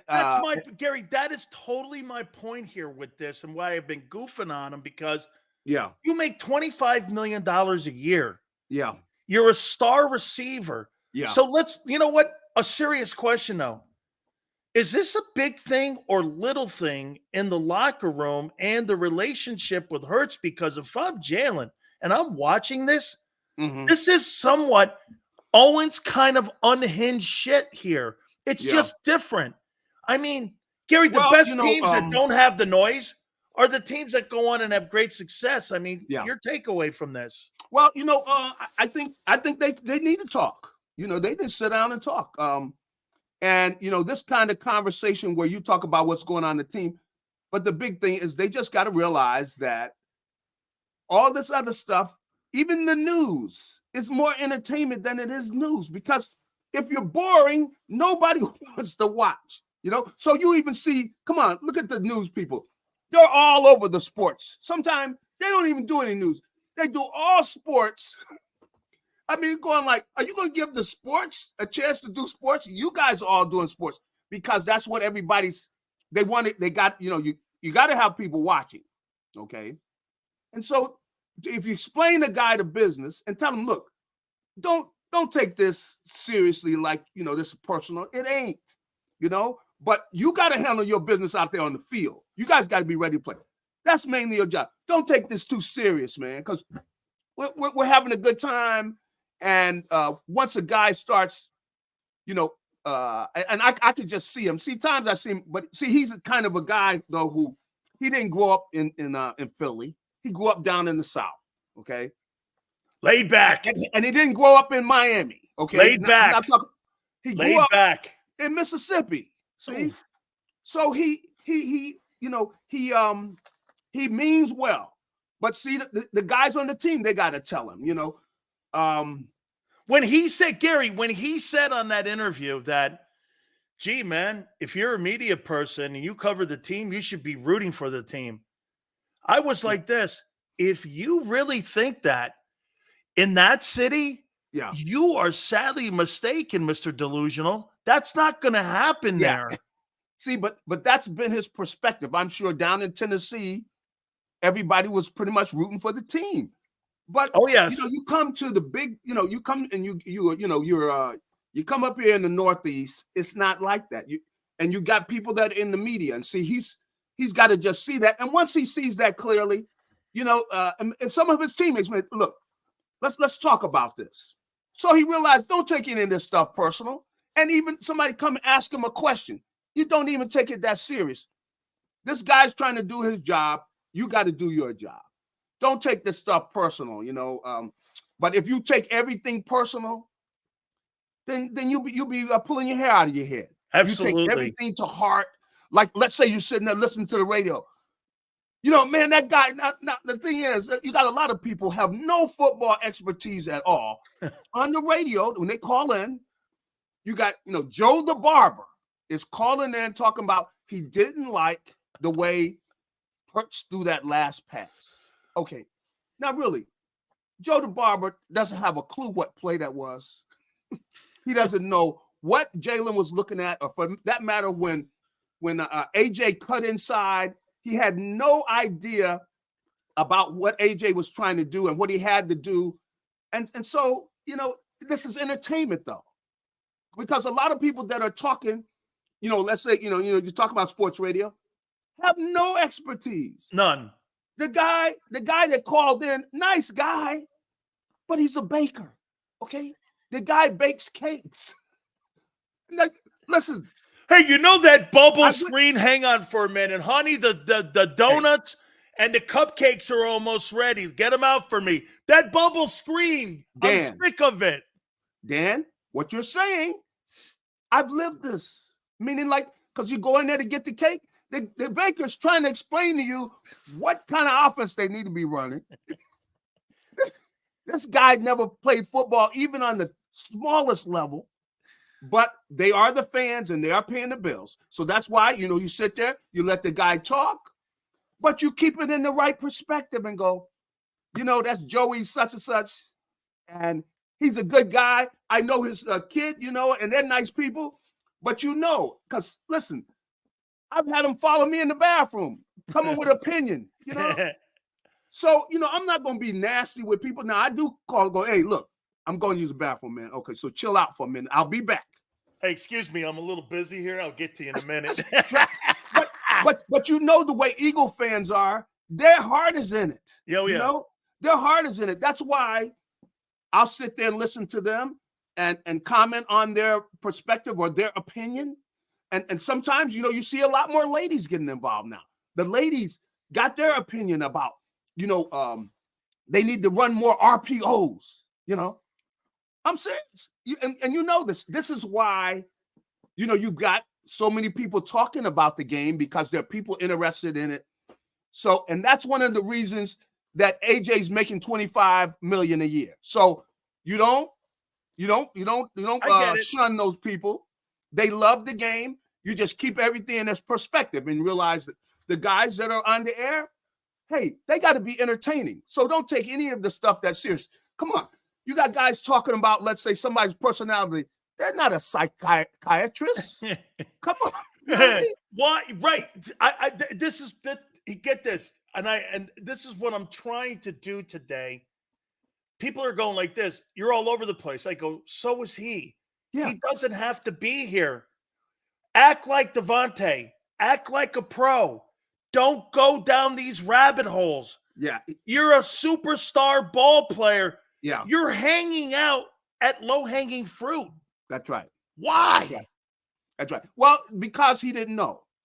See, he didn't know. And he means well. That's why he got involved in that. But, you know, his teammates, the guys, got to tell him, look, man, Well, don't IP's bother not getting gonna caught help up him, into all Gary. of that, you know? What's that? IP's not going to help them. They're going to facilitate it more because they want ratings. So Correct. again, what I try to tell players all the time is, you That's right. really think that benefited you calling WIP up? It benefited them, and they used you. You have to be smarter than that. The thing is, though, you know they're not going to hang up on him. Hell no, I wouldn't. This fell into our lap. Hey, AJ, how's it going, buddy? You know, and you're going to get into the talk, but the thing is, I think, you know, you just got to have a few conversations, and because this is not something new. Because see, I was involved. Well, really, I was kind of around WIP when really kind of was first starting, and I was just trying to understand it myself. That hey, we're here talking sports, but a lot of the guys, in fact. You know, Seth was one of the guys. Seth was playing, you know. So, you know, some of those guys would say, you know, and they're talking about Buddy and they're talking about the team. And I got to comment. I'm commenting about them. These were my former teammates. But I had to tell them, look, man, I'm in there just having a good time, man. Don't sweat. You know, I ain't trying to go hard after nobody. So, you know, but at the same time, you got to be able to take a joke. Okay. So don't take it too seriously. And then at the same time, if you know you don't play well, that's not my fault. If you didn't play well, so you expect me to cover for you. Hey, you're my man and everything, but I'm not going to cover for you where if you didn't play well, come on, you know you didn't play well. Hey, Gary, I gotta ask you this because Yeah. you said this, and I think not very many people circled it enough because you said something on our show in September. No, last year, when Jalen signed that contract, and in D Gunn's report, I thought about it. You went like this. Hey, no, then you said, we'll see what happens. As the season went on, probably about week 13, you went like this.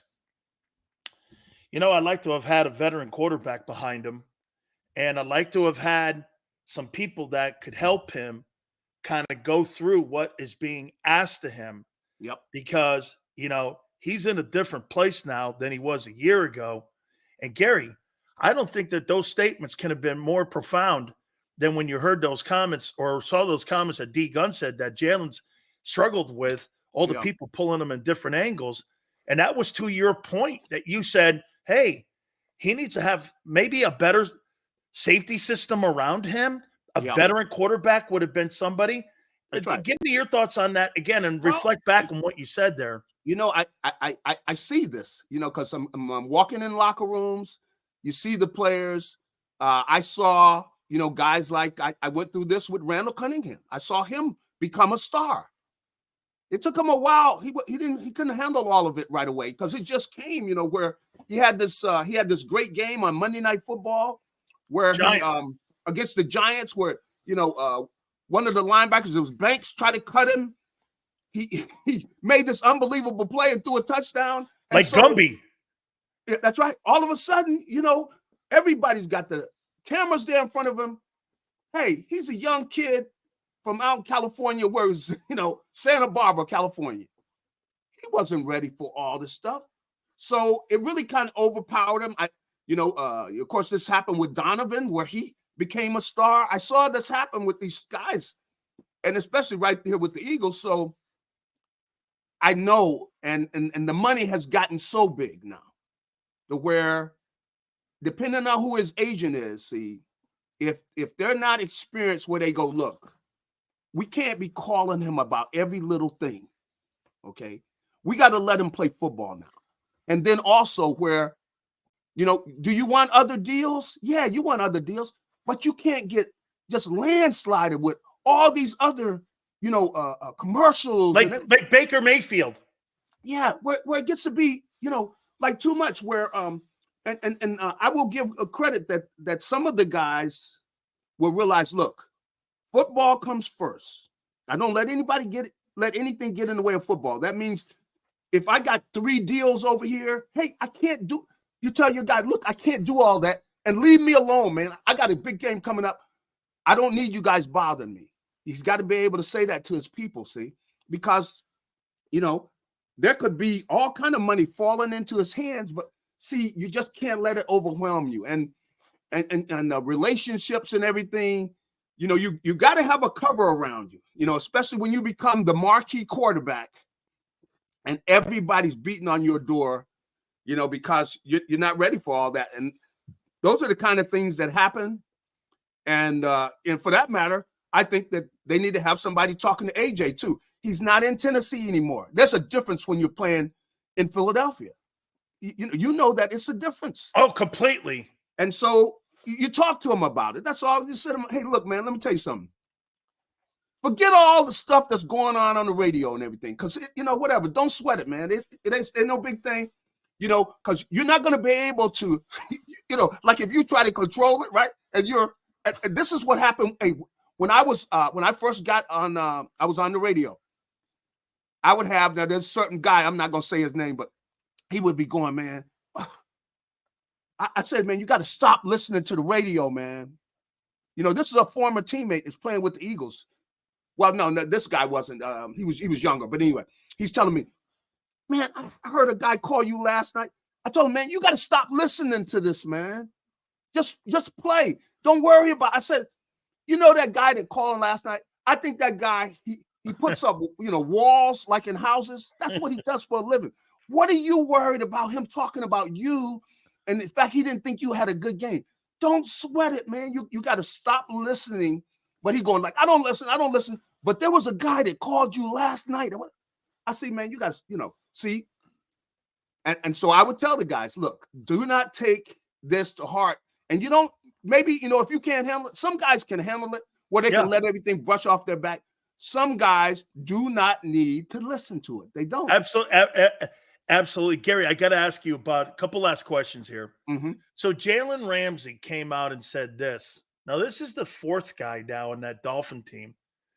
He came out and told Armando Salguero down in South Florida, the Hall of Fame voter, that Vic Fangio struggled by putting Xavier Howard and him in positions of success, and said that his schemes were a little bit outdated and not many people really liked the way he was utilizing some of the talent. And some of the people in here did bring up, hey, they broke the Dolphin sack record, but if you took a look at some of those games against some of the dominant teams, they were not very good against the run, and they were not very good against the pass.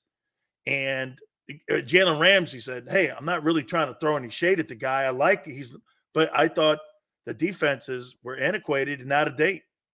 Well, what's your take on that? I think that's something we need to look at. This is something, of course, that I've experienced in the game. Now you would know about this just before you came to the Cowboys and Jimmy took over. Yeah. I saw the flex defense. Yeah, I saw Tom Landry. He had that flex defense. It was outdated. But see, he had been ahead of the NFL for a long time, like 20 years. But then it went by him. This is something we got to watch out for to see if the league can go by you, And so this is something that I think that we need to take a good look at, and we'll see how it plays out. But just think that just because, he's supposed to have this system and it's gonna be so great and everything, we know that doesn't work like that. He's got to go out there. These guys got to go out and play well. And that he doesn't really have an aggressive system. So it's going to be interesting to see if indeed, he's got some holes in that defense, and a good offense, if you give them long enough to study you, they're going to create some problems for you, because that's why they pay these guys. So I remember showing up in Dallas because I was in the building right when Landry, because it was like I got there a month and Landry got fired, but we were doing these OTAs. I looked over at Randy White and I go, you guys going a 4-point stance? And he goes like this. Yeah, that's what the flex is. I go, you play in a 4-point stance. He goes, outdated. I go, I've never been in a 4-point stance in my life. Hey, totally outdated. Totally was like, outdated. And I was talking to Tom Landry. Now this is one here. I'm playing for the Cowboys. Okay, Buddy Ryan's up there, and we got into a talk about the Eagles defense. I say, Coach, they got keys on everything, and everything there's the design. He said, what are you talking about? He said he just got everybody running all over the place. And I said, Coach, no, Coach. I said, every formation you get into, they jump into a different defense. And they have a different blitz for every formation you get into, because they have a blitz you can't pick up. See? But they have automatics and everything changes. And he was here talking like this. Now, the year before, the Bears had beaten them 44-0. whoa. Yep. That's the year they won the Super Bowl. Yeah. Right? 85. Yeah. They beat them 44-0. Now, you figure you would step back and go, they might be doing something that's better than I think what they're doing. Here he was saying that. Now, and Tom Landry was a brilliant man. But you see, even the greatest, the game can go by you. And so this is something we better keep an eye on right here, because it doesn't take long. And then if you have success, just like this what happened last year with the Eagles, everybody was studying the RPOs. How can we get Jalen out of these RPOs? Now, the big thing we're going to see this year is, can they create an offense where they can give him the opportunity to still run those, where they show so many different things, where they have him under center, where they're running the ball with different running plays, where they put the defense in a position where they can't take away everything. But this is a battle. This is why everybody loves the game, because you can't take anything for granted. What you did last year don't mean jack this year. You got to do it this year. And everybody, like, these guys are sitting somewhere right now, like that. I got to give my man with the Raiders. He said they're sitting there right now. They're studying Antonio the Pierce. Chiefs. Yeah. And that's what this game is. Now, somebody like last year, after the Eagles went to the Super Bowl, I guess they went over there up in the meeting room, twiddling their thumbs. Hey, man, we got to make. And everybody's working on stopping those RPOs. And guess what? They stopped those RPOs. They did. Final question for you. Yeah. What did you think about, again, referencing the D Gun report, that Nick Sirianni needed a babysitter on the sidelines to keep his emotions? And I say this, Gary, dude, this guy's not mature enough for that job. It's one thing for me to say some shit because I'll go crazy and I'm looking to entertain. Here's a guy that is a reporter here, and you could take that, I think, at face value, where he said once Dom got thrown out of that and suspended after that San Francisco game, he's screaming at coaches, he's screaming at players. I mean, doesn't it kind of tie in to how this thing unraveled at the end of the year where you go 1-7? I think it definitely does, and this is something, and I, like I said, I don't want to bury the guy. I think Nick, he's got his heart in the right place, but this is a lot. Hey, join the club. I've had to learn, in fact, I'm still learning. Okay. We all got to learn. He has got to look, dude, stop it with the nonsense. Come on. I'm looking at you on the sideline. Dude, we got another play coming in. What are you over here arguing with somebody? You're the head coach. You're supposed to be telling the other guys, hey, Ralph, get your head in the game. You're supposed to be chewing out the young kids like that. But here you got, I saw Jalen one time go, hey, coach. He's tripping. I'm going like, dude, you can't be tripping like that. You've got to be 3 plays ahead. You're supposed to be thinking. And you got to be on it. And his main job, in that he's not calling the plays and everything, his main job, he's supposed to be thinking 3 and 4 series ahead. Are we going to punt here? Are we going to do that fake punt that we think will work? When are we going to do it? He's supposed to be thinking like, rather than that, he's over there arguing with some stupid fans. You know what Buddy Ryan told us? You keep arguing with those fans, you're going to be up there with them. You're going to be sitting next to him up there doing that. Gary, let me sneak one last one in. You think Nolan Smith's a player or not? Wait, say that again? You think Nolan Smith's a player or no? He's got to develop. I don't know. I can't say he's ready yet. I don't see the strength, the power you see with Hassan Reddick. He's got the speed. but you see him do power things. And the kid's got to get in the weight room. He's got to get stronger. You know, I mean, there are times when you see some of these offensive tackles just you know, they just discard him, you know, because he just needs to get more, you know, he's got to get stronger. He's never going to be a pounder. His speed is one of his best assets and everything. But he's got a ways to go. I can't say that he cannot be a great player. I think he can be an outstanding player, but he's got a lot of work to do. And see, this is what they got to be doing now. You got to have somebody over there right now cracking that whip. You know, that's what it's got to be, man. It's got to get nasty. And you know what? Maybe you don't like the guy. You got to have somebody over there that's making enemies, but we're going to get our work in. And you have the guy, look, hey, don't even think I'm taking no trips. You're going to be here. We drafted you early. We got to get something out of you. You know, we can't have people throwing you around like they did last year. So you got to get some bass in your voice. You need to get a little bass in your voice.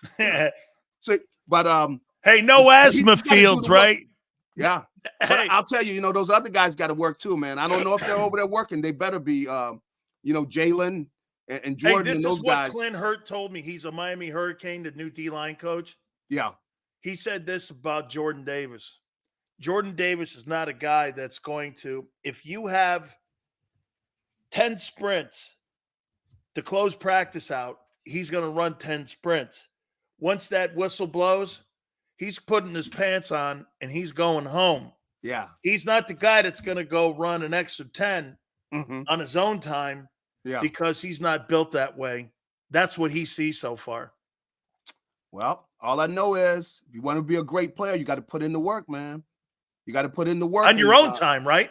That's right. You know, and you got to do it on your own time. And then, you know, here is the most important place, which is you got to know the game. You got to be able to anticipate things. You know what they're going to do to you. You come out and you got an idea how what play they're going to run and how they're going to block you.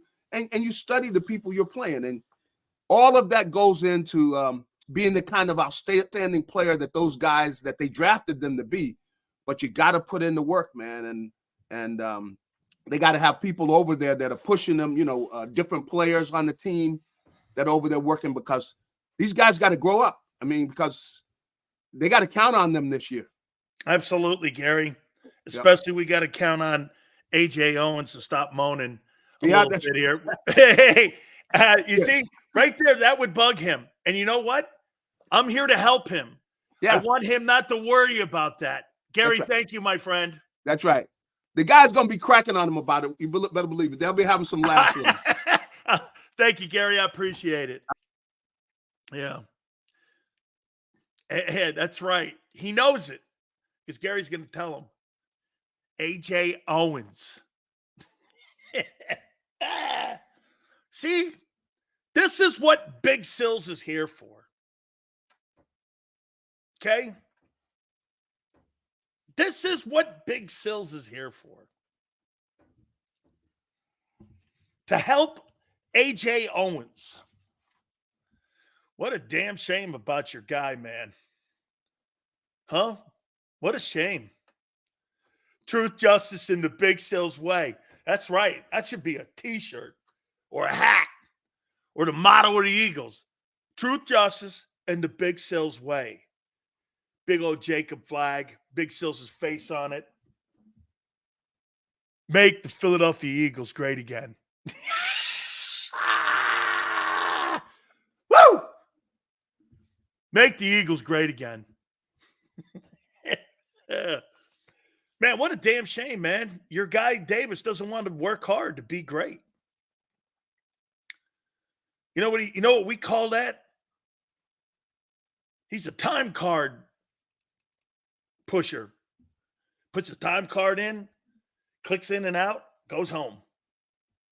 Guy relies on his ability too much instead of the desire of the game that's going to be needed to make him great. I'm good. You're not. You're kind of good. I told you the day he was drafted, he's never lived up to his athleticism or his skill his entire life. And now I know why. Tracy Rocker told me, And now Clint Hurt told me that guy don't work hard enough. He don't work hard enough.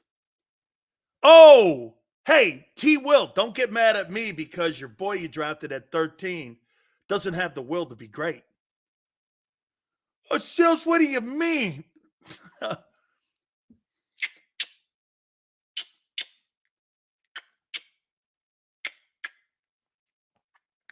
And that guy, Nolan Smith,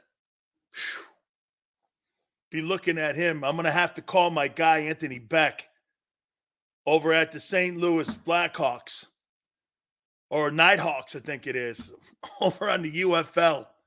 He'll be playing in St. Louis in a town near you real soon. He's not strong, has no upper body, gets dish ragged. Okay. Hey, that sounds like a first rounder. Oh, by the way, Clint Hurt doesn't put up with shit. That ain't a guy who's a friendly kind of guy. You don't work hard, man. You're going to hear it.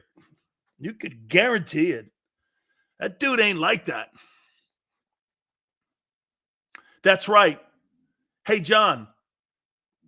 Sills, Jalen was right when not committed enough. That's right. But then, the Eagle bosses, okay? The Eagle bosses said, hey, you need to clarify what you mean. I happen to think it's probably the same guy that called Xander. Hey, Jalen. These guys have an identity problem. I can't wait for the fireside chat tomorrow. Oh, my God. Dude, this is never-ending content. These guys are this clown show right now going on. Why are you creating all this drama in your lives when you shouldn't be? You should be quiet as a mouse. Kansas City's not going to make any noise this offseason. This is worse than the Cowboys. You're worse than the Cowboys right now. And it's all because of A.J. Owens. Don't you see this? This isn't me.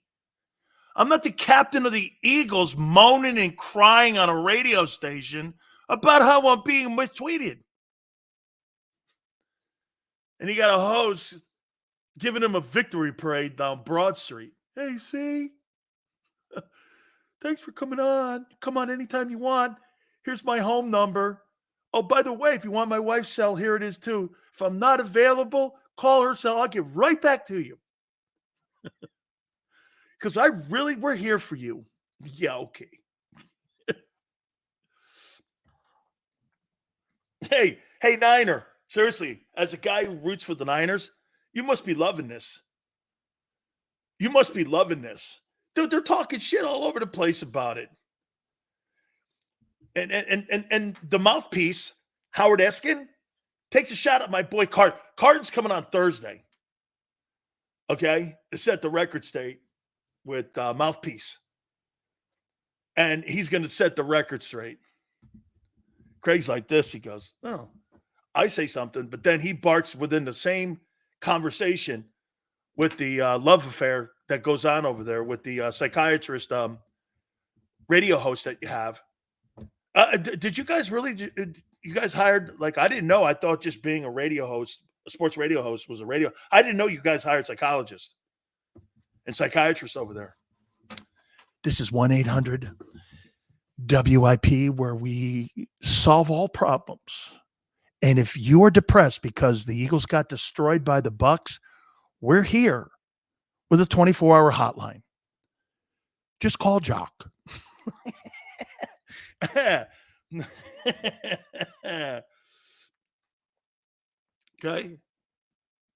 Just call Jock. Hey, yeah, wait a minute.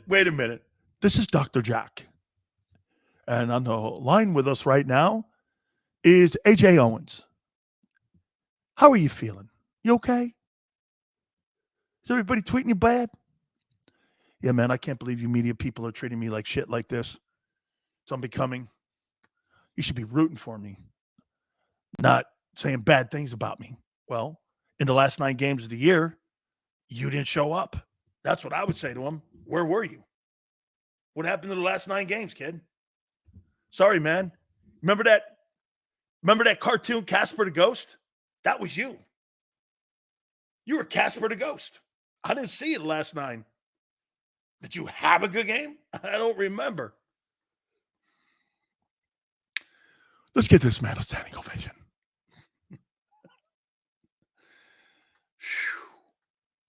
It's just a love affair. A.J. Owens cries and moans about the media. The same media he calls in and has a love affair with.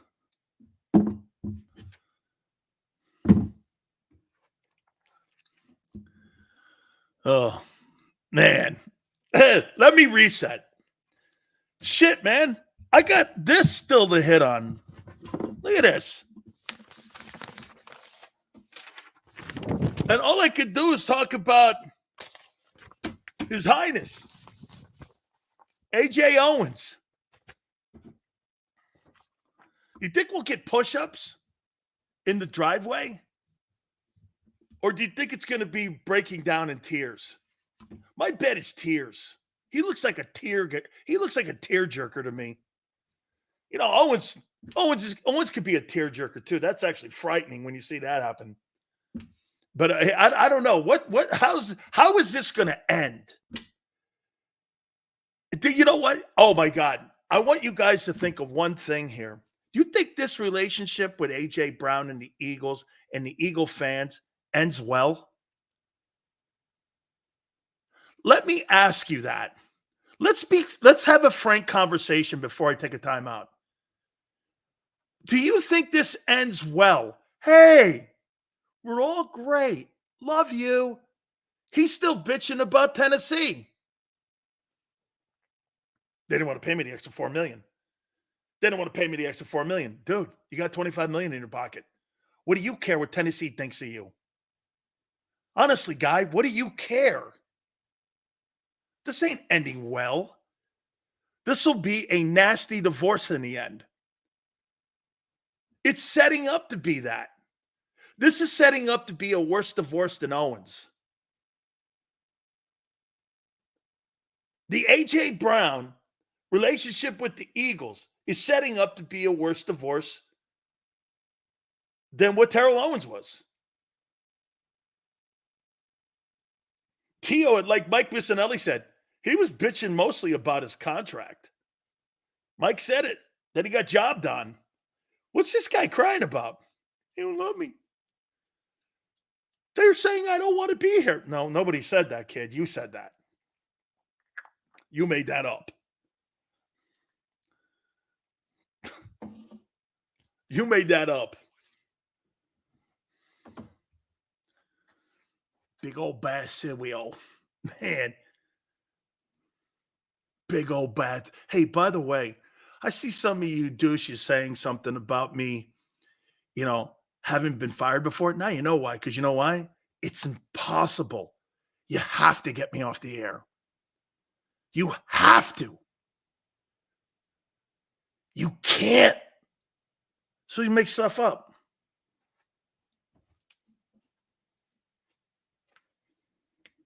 I had a bad guy.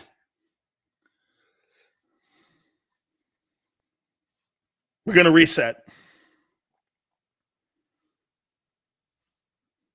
The media is making it that way, though. Big Marshall.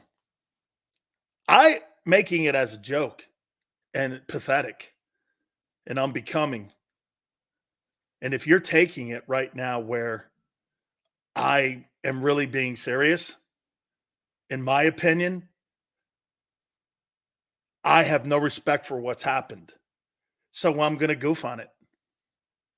And I don't know how you're not. I don't know how some of you get up and go to work every day and don't think this is pathetic. I think it's a joke, and I've turned this day into one because that's a joke. It's unbecoming. I have no respect for it. We should give him a victory parade. I have no respect for that guy. Hey, do your job. Like Angelo says. Angelo came on this program and goes, Dan, you're the last one that does his job. My own station, he said. They don't do their job over there. Mouthpiece Eskin, Victory Parade Jack. I mean, does anybody do their job in Philly? Hit the like button. Keep it here, National Football Show.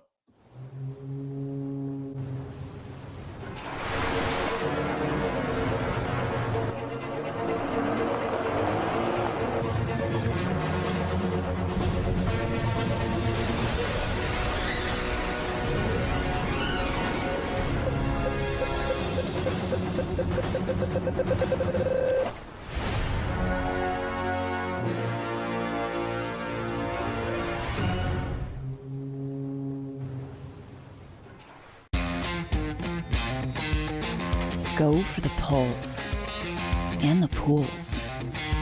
Go for the oohs and the ahs. Go for the bubbles and the bubbly. Go for the story and the stories. Go for the win. Go to Ocean Casino Resort. Book your trip at theoceanac.com.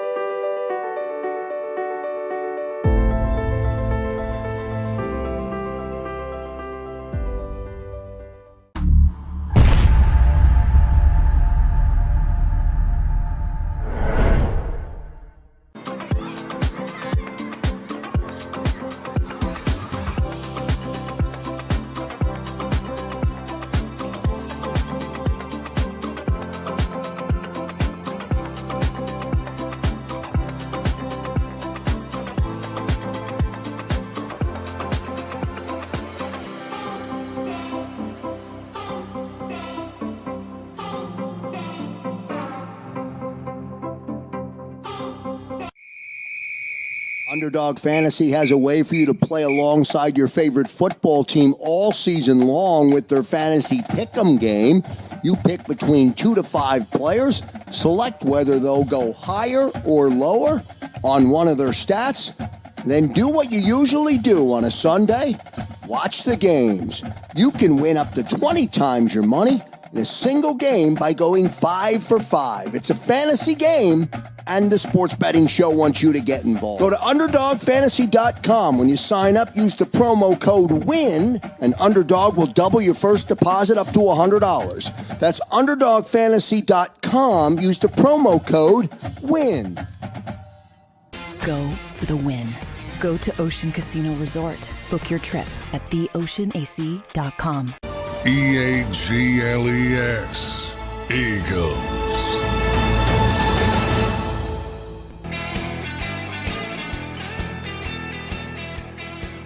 Big Sills!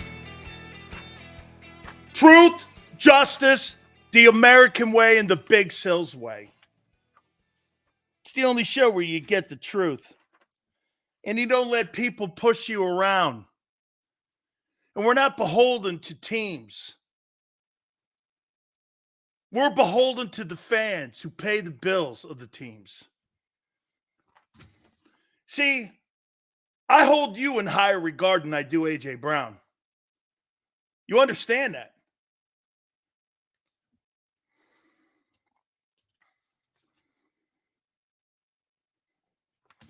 A.J. says he's got no problem with Hurts. Why would he? Third most targeted wide receiver, gets all his numbers. Why wouldn't he? True winner. You guy's not a winner. I look at A.J. Owens. He's not a winner. That's not a winner. Not somebody who moans and bitches and cries like that. You bet we're going in on it. All weekend long, I had people targeting me, media people, fans. What's that 2-minute bite up to now? Let me see. I haven't even checked it.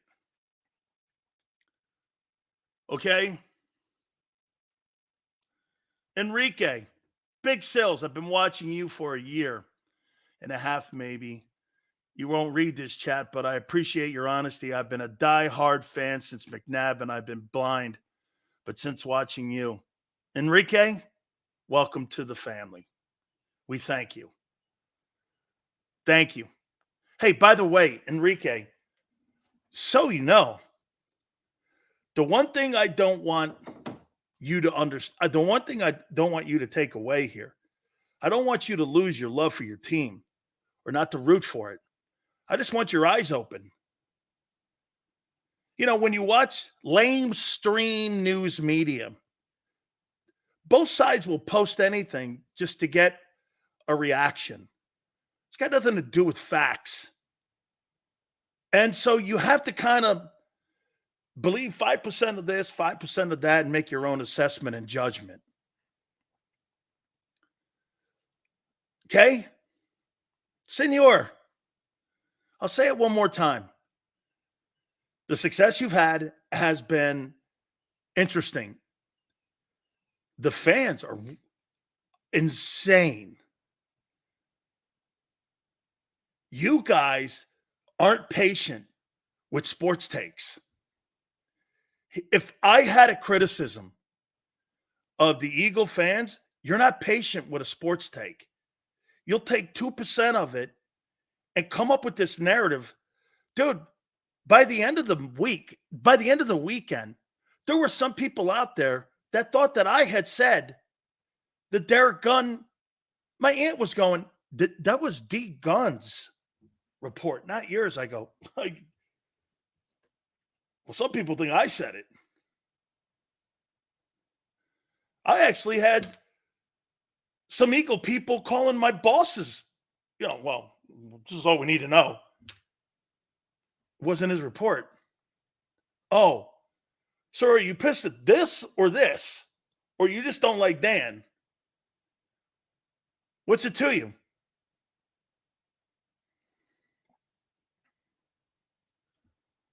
Kind of crazy. See, they try to get all the guys like me, try to tame them.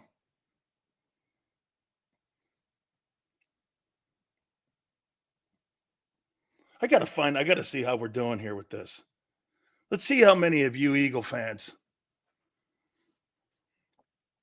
Luca Brazzi, that's funny.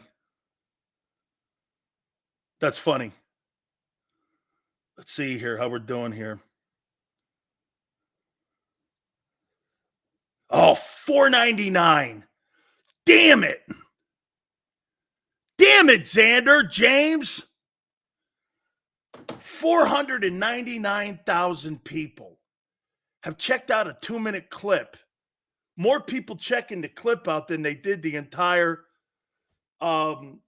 breakfast at Tiffany's with Jack Fritz. I mean, starring AJ Owens. I mean, more people watched the clip than they did listen to the interview. How's that possible? Breakfast at Tiffany's with Jack Fritz and AJ Owens. I'm the bad guy. Sills, any good right guard options if Juergens has to move to center? That's why I said, Professor, if I'm the Eagles, stick to what you do, man. D-line, O-line, tight ends, maybe a running back. Stay in that lane. Because when it comes to anything else outside the draft, you're not good at it. You're just not good at it. Stop pretending. You just cut a third-round linebacker last year. You're going to cut another one. And then you're going to cut a first-round outside linebacker. You know, Howie is right now look at what his track record's going to be in drafting linebackers over the next 4 years. He's going to cut Nakobe Dean. He just cut a third-rounder last year. And in about 2 years, he's going to trade probably Nolan Smith because he won't want the total embarrassment. I mean, where are we going here? What makes you think that Nolan Smith's a player? You know what's funny? Am I right? Hey, Xander, just answer in the box. When CJ Stroud played 2 games or Anthony Richardson, didn't you go, holy shit? I mean, I went like this. When I saw CJ Stroud, I was like, holy shit. When I saw that Kobe Turner kid with the Rams, I went like this. Wow. When I saw Mozzie Smith, I went, damn.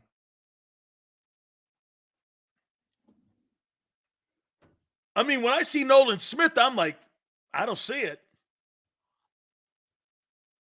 I've seen media make up stories. One example is that Shore Parks guy, Pauly Shore Parks. So many media is causing this. Not you, Sills. Relax. Hey, look at Big Marshall making sure that I don't get AJ Owens sensitive. Oh my God. Yeah, he's now a thing. Look at Marshall handling me with kid gloves. Nicely done, guy. I'm even more of a fan. Okay?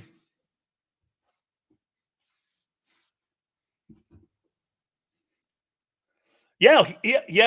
Yale makes a great point. Sales, Richardson can play, but he's dual threat, and he got hurt. Thank you, Yale, for the point. Yes, that's my point. He can play, but there's no high ceiling. Correct. Thank you, Yale. It's been my point for 3 years. You're dual threat, you're not lasting long.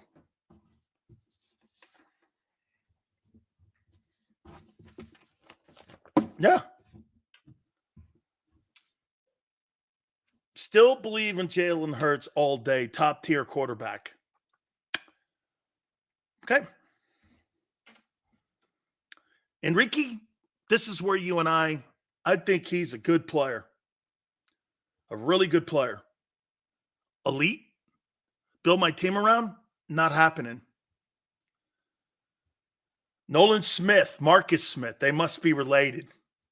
Must be in the blood. Oh, wait. Is that racist? I have to make sure because, someone will try to make that into it.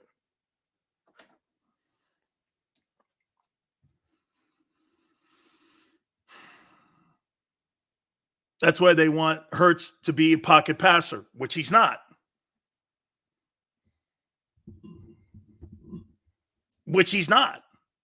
That's my point. You make Jalen Hurts a pocket passer, he's another dude. You make Jalen Hurts the dual threat he is, now you're talking about going back to what you paid for. You're talking about a threatening quarterback that's really good with a skill set, that struggles with reading defenses, but can get away with it because of his athleticism. You put him in the pocket, you can blitz him. He doesn't read defenses well. High turnovers. I don't know. We'll see. There's more question marks on him being a pocket passer than dual threat. Would you? How about this? Yale, would you not agree? Okay. That there's more of a question marks on him being a pocket passer than dual threat quarterback threat. Would we not agree to that at least? Hey, Enrique, one thing you have to understand. You could disagree to agree here or agree to disagree. No harm, no foul. It's all good. You just saw Yale and I disagree on something, but I love his takes. I do. Professor says Jordan Davis is a make or break year this year. Is the Cox replacement or a solid D lineman? That's probably going to be a journeyman. No. Professor, he's going to be a Vince Wilfork type. Big fan, dual threat. Not me. He had 4K passing. He literally had the same. He didn't have 4,000 yards passing. Jalen Hurts has never thrown for 4,000 yards. You've only had one. His name is Carson Wentz. Carson Wentz owns all year single season records. How do you feel about that? And not your boy who's making $50 million. I think about that for a minute. Take that in. Carson Wentz owns all year single season records. Throwing the football. Passing yards, touchdowns. I mean, MVP too. He helped you win home field, right?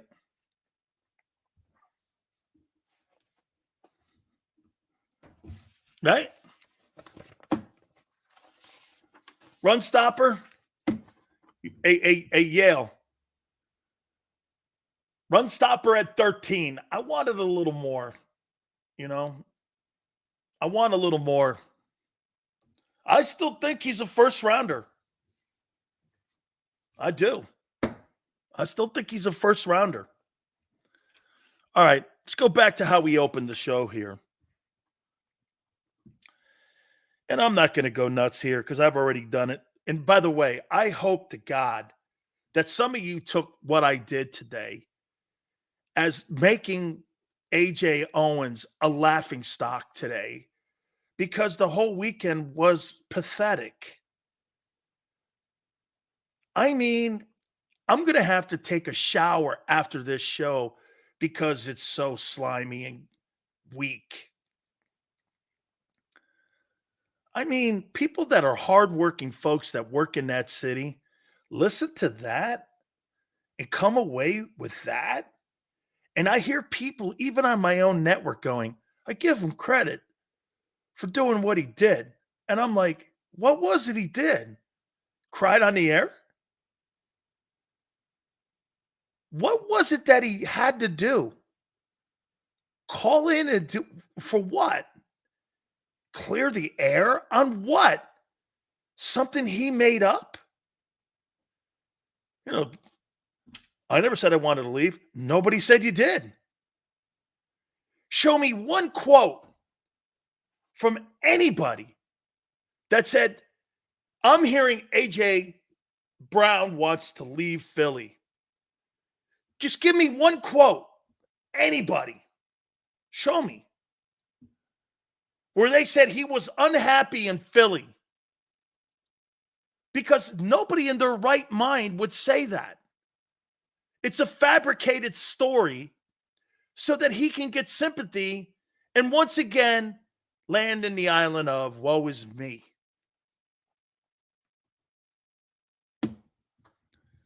I'll tell you what, I'd love to see him and Carson Wentz together. Be like the crying games. These two guys, they don't love me. No, they don't. The guy likes to try to one-up you every time. I'm sick. No, I'm sicker. I'm not feeling good too. Craig Carton started what? Craig Carton started it? I never heard Craig Carton say that A.J. Brown was unhappy and wanted out of Philly. I heard him say something about the locker room, but I never heard Craig Carton say, hey, A.J. wants out of Philly. I never heard that.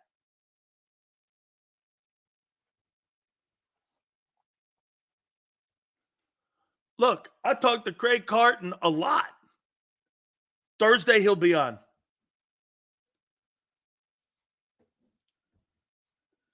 Hey, Slacker, I really don't know what Craig was referring to. We'll talk to him Thursday. Okay? Forte goes, Carton has diagnosed a specific disorder. Well, what's AJ's? Woe is me disease? I need a little sympathy, so I'll do a blackout on Twitter. First, I have to call Sileo an asshole. You're blocked. I don't care what you do. You could throw your phone in the toilet, guy. Well, I don't care. I get this. I had people actually on the Twitter saying, all he wants you to do, AJ, is call into a show. I could give a shit, care less. I always have. You do, you do. If you don't, you don't. You have me pegged for a different. I don't need those people.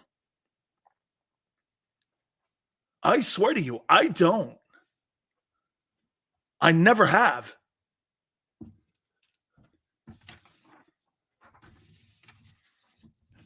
Then combines this week. You know what's sad? This fiasco and this Owens type drama is going to carry over to Indianapolis. And are we going to have a Biden type like St. Pierre, like kind of like questions and answers, and you in the back, you here? Are we going to have something like that so that, or are we going to have something that's going to be like not as scripted? I don't know, because I can't tell, because the Eagles like to control the media so much. Just ask Howard. He'll tell you. Just how is this going to go?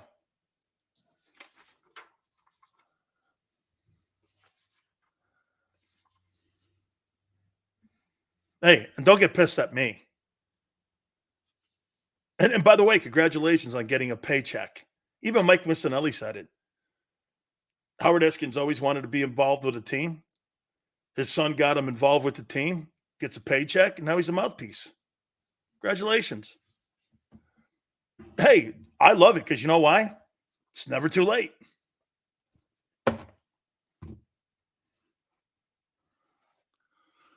See, you guys are getting the real sills now. And old school sills. This is how I have done shows my whole life.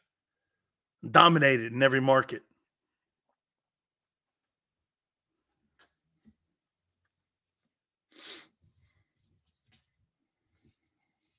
Not flag waving. Pom-pom waving. I think Hurts is going to have a turnaround year. What's the exercise that you see that he's going to have a turnaround? How many people think that Jalen Hurts is going to have a turnaround year in 2024? And what is the reasoning that you think? And by the way, you're not going to be wrong, because it's going to be an opinion. So you're not going to be wrong. It's February 26th. See, Yale's got the best comment. Hope. That's right. And, it's kind of in the middle. Hope. John. Hey, John, more turnovers? I hope not. Yale. That is a fabulous topic for tomorrow.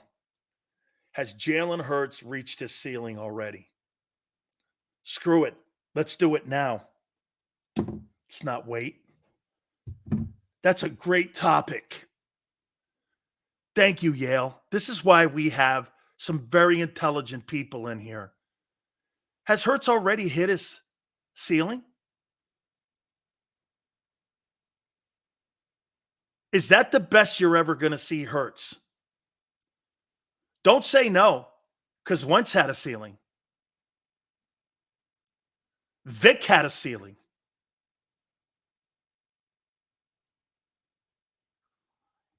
Nick Foles had a ceiling. Every quarterback that you have had in the last 15 years has had a ceiling.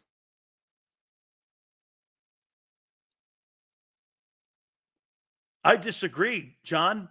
Wentz's ceiling was 17.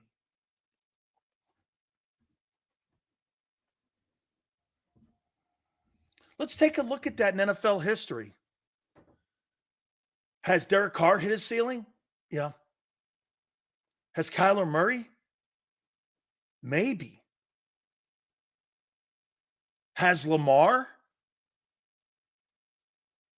Lamar 2023, Lamar 2019 or 17. What's the difference? I don't see the difference. Like, here's something about Lamar Jackson. Yeah, watch this. He's an MVP, two-time MVP. 2017 and 2023. Does he win a Super Bowl ever? He's got 2 most valuable player awards. Is that his ceiling? What is he? 2-4 in the playoffs? He's more experienced, and he's 2-4 in the playoffs. He's got 2 MVPs.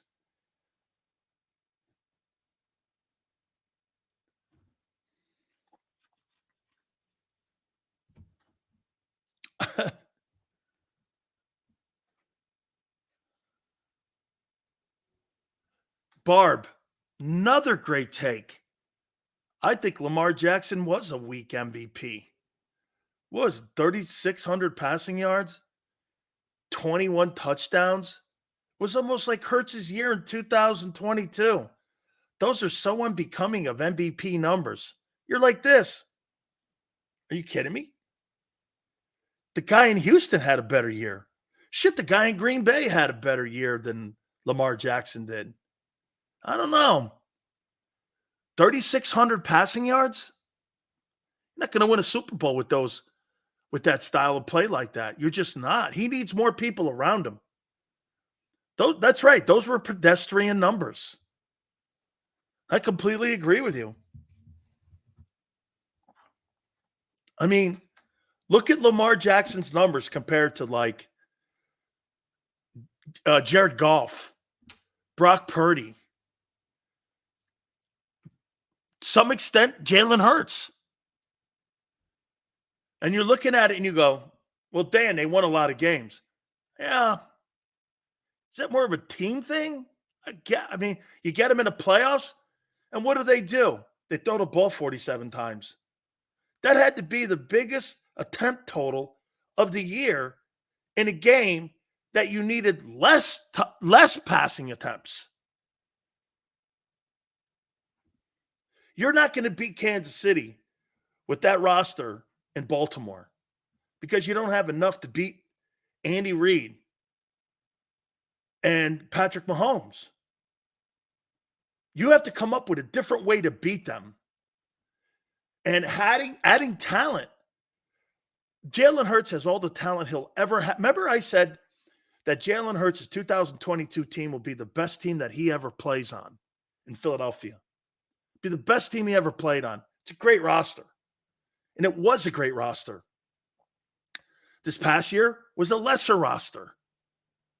That's the best roster he'll play on his 22 in his career. Kirk Cousins might be better than Hurts. From the pocket, for sure. For sure.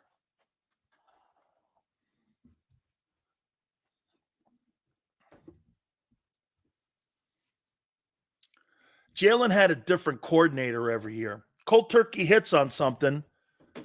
That is why Nick Sirianni should not be the head football coach in Philadelphia. Let's think about it. Patrick Mahomes. Yeah, help me out here. Patrick Mahomes has a play-calling head coach in Andy Reid. Do you understand what they have in Kansas City there? Not just 2 great players and coach. What do they have there?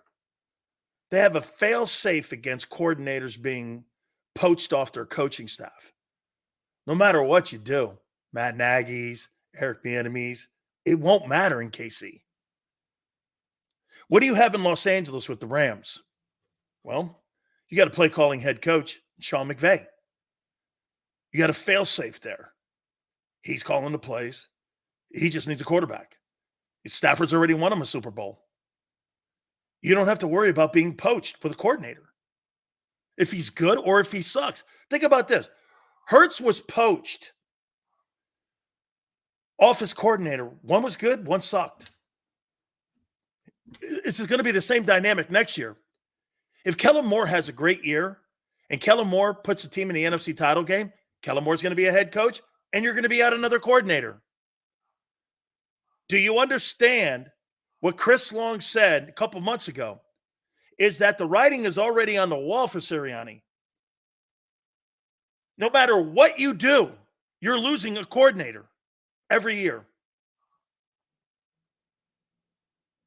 Every year you're losing one. if he's good or if he's bad. Defense, you got a better shot. You know why can I tell you why I think they went with Fangio? How old is Vic Fangio? 62? Okay, well, they may not hire a DC that's 62. Let's take a look and go around there again. McDermott is not the right coach in Buffalo for Josh Allen. They need a play calling head coach in there. You know who I would hire? I'd love that Brian Dable go back to Buffalo and have him handle Josh Allen. Okay? That's the dynamic. Not that idiot McDermott. McDermott's hurting them. In today's NFL, you need a play calling head coach. Dable would be great in Buffalo. By the way, Justin Herbert, he now has Jim Harbaugh. Doug Peterson, Trevor Lawrence. And in Philly, you have Pinocchio Sirianni.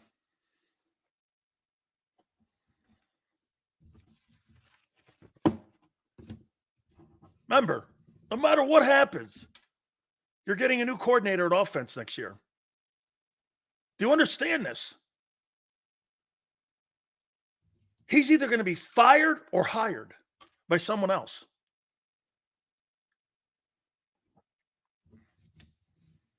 Kellen Moore is a one-year thing. Developing Hurts. Here's another thing to think about with Kellen Moore. This is why I don't know about the hire. Here's the one thing, too. You should just name Kellen Moore the head coach. Maybe that's their plan, is to name Kellen Moore head coach. Because I'll tell you what, if he does turn Hurts around, I'm firing Sirianni and hiring Kellen Moore. You understand, that's a dynamic that Nick is looking at here. Nick has no job. So the more success that Kellen Moore has, the writing's on the wall for Nick. So does Nick sabotage that? Because they're not going to want to go through it again. Kellen, we're going to name you head coach and move on from Nick. Here, let's do this. You guys think I'm wrong here? Say Hurts throws for 4,200 yards, 35 touchdowns, 9 picks. Teams 13-4, wins the East. NFC title game, gets beat by a point. All of a sudden, Chicago Bears want to hire Kellen Moore, or maybe the Cowboys. Are the Eagles going to let him walk out of the building? And you're going to stick with a guy with no job? And Nick?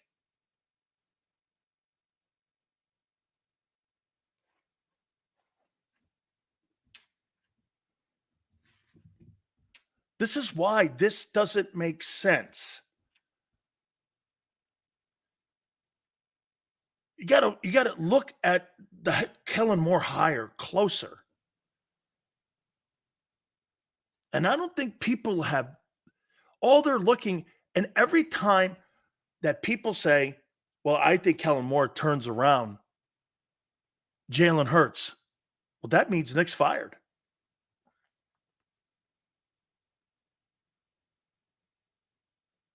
Because you're not going to let him walk out the building like you did Shane Steichen.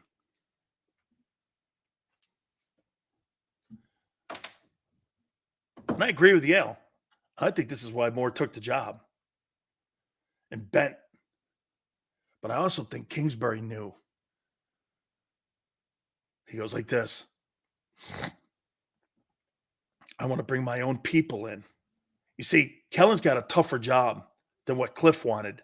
Cliff wanted to get some of his guys in, and the Eagles wanted their guys in. Cliff wanted to make sure that he got that job. And you know what they probably felt? They felt that he'd be probably more subversive than what Kellen would be. Makes sense now, doesn't it? Cliff wanted the job to replace Nick. The Eagles aren't sure yet. So they gave it to the guy with the least amount of resistance, hoping for the best formula for success. That's why we're here. We're here to help.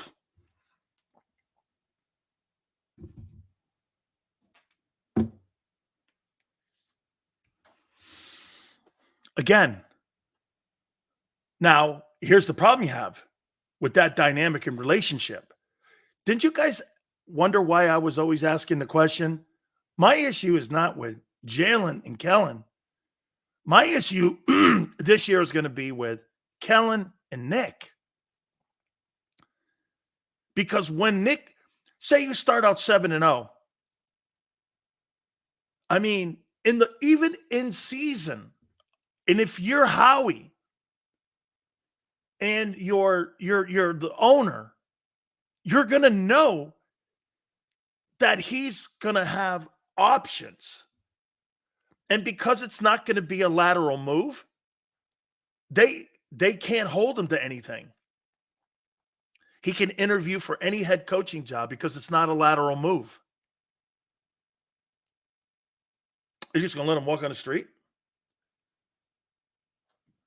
Potentially looking at the Bucs job? Maybe the Jets? Bills? Kellen Moore and Josh Allen. This is why keeping the head coach, you should have just cut him loose. You're creating another dynamic. Look at what you just created here. You created this dynamic that you didn't need to because you kept a guy that was completely incompetent. The more success Kellen Moore has, the more the writing's on the wall. And you know what some people will say? Well, that's what a CEO coach says. Are you crazy?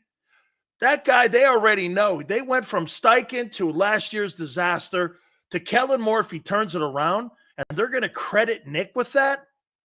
Come on, man. Nobody believes that, not even the Eagles.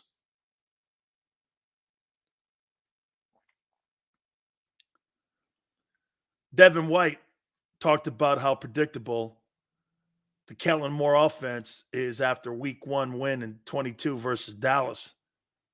The guy is okay at best. Well, all I know is that didn't the Cowboys go down there and send Brady into retirement? Oh, no, Moore was already in Los Angeles then. No, Moore was there. Moore was in Dallas because this past season, McCarthy got blown out by the Packers. So Moore was the guy. Moore was the guy who sent Brady into retirement. Yeah. You see the drama that's in this? So look what the Eagles have as drama going on. Again, as the world turns with A.J. Owens, you got a coordinating situation that is going to result in some kind of chaos here at the end of the year.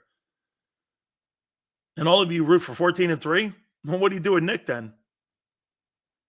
And if he sucks, you're back in looking for another coordinator again. Probably another head coach. Maybe that's what they want. Maybe somebody gets fired. I don't know.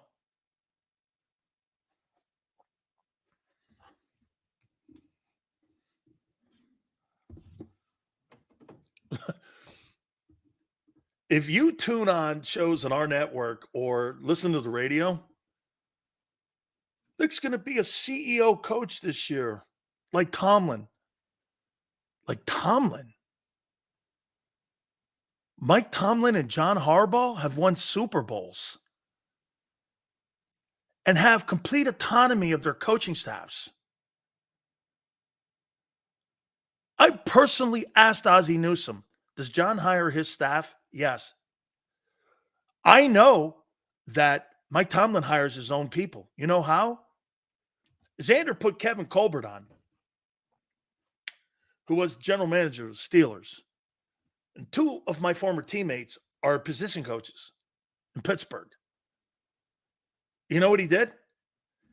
He calls them in, and this is what he does. He interviews them. Then he sent them to Kevin Colbert. Then they had to meet the Rooneys. And then they were vetted. And if there was no background issues, Mike got what he wanted. It wasn't the other way around like in Philly. Well, we're going to vet the guys you are looking at, and we'll let you know who you can pick from. That's the difference between Sirianni and Tomlin and John Harbaugh. They pick their people. You think Alfredo Roberts, the tight end coach who played with me at UM, or Carl Dunbar, the D-line coach who played with me in NFL Europe, who was my teammate, you think that Kevin Colbert and Art Rooney hired him? Mike Tomlin hired him.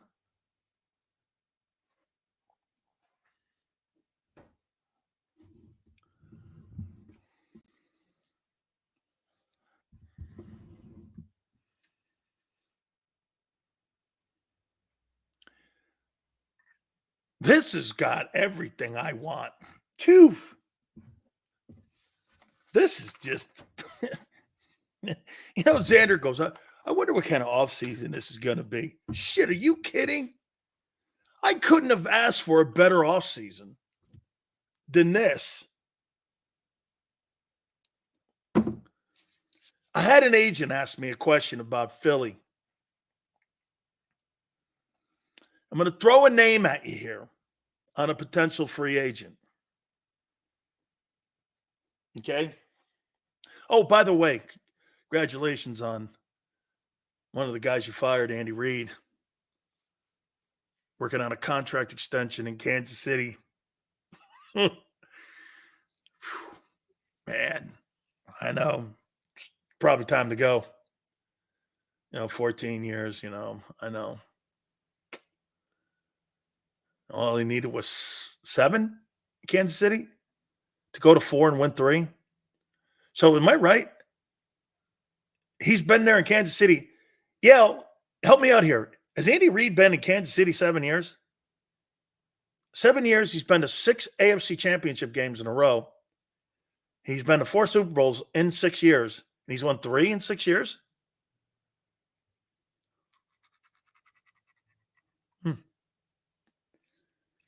QB makes a difference. See, when Yale says that, I throw this back. Well, Green Bay had 30 years of Favre and Rodgers, and they won 2 in 30 years between 2 quarterbacks. Quarterback does make the difference, I guess, because both are Hall of Famers. You won 2 Super Bowls in 30 years with Favre and Rodgers. And you've won 3 and 7. The Green Bay Packers had 30 years of quarterbacking between 2 players, and they won 2.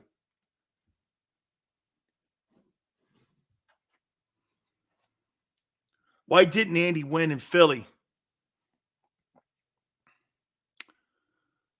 Too many voices at the dinner table. Okay? Especially in the personnel department. See, your issues, like there's a lot of voices in your room.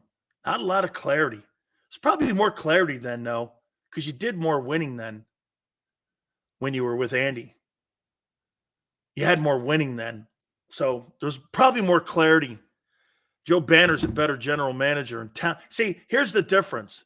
Maybe you guys agree or disagree, but I would say this to you. Joe Banner was a better general manager at talent, college and pro, and Howie's a better he's better with numbers. Yeah, I think that's Did that get through the vetting process, Xander? Just checking. Got to make sure.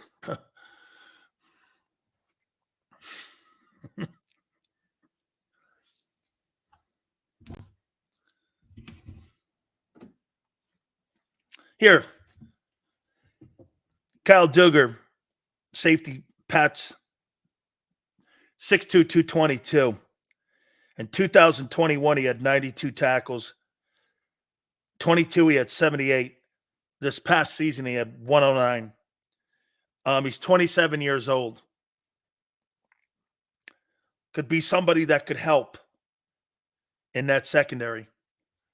Patriots had a really good defense a year ago. And that could be somebody that could stabilize that back end. Because again, Reed Blankenship, if he's your best player at the safety position, you're in trouble. He's a good player, but he's not a starter. The Andy in KC is not the Andy in Philly. Agreed. I think he's better now. Okay, I do. Hey, China Rat, I think they got more money now. I think it's more like $60 million in cap space than what they have. Okay? All right, let me take a timeout. Hit the like button. Keep it here, National Football Show.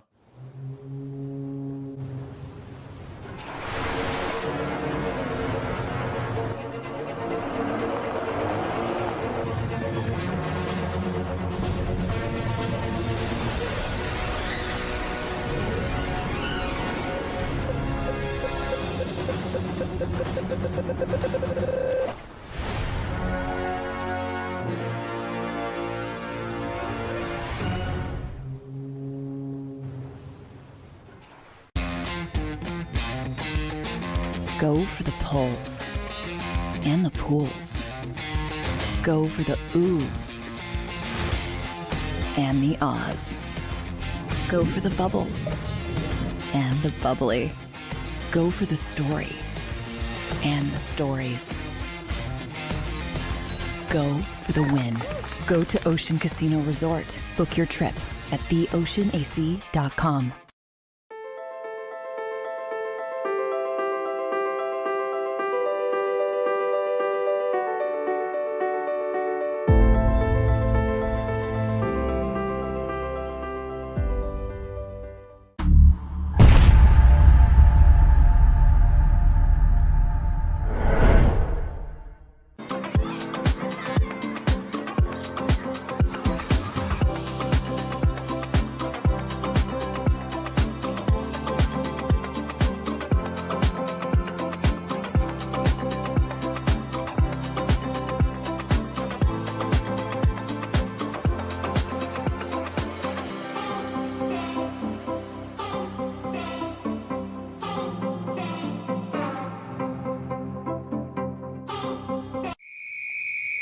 Underdog Fantasy has a way for you to play alongside your favorite football team all season long with their fantasy pick'em game.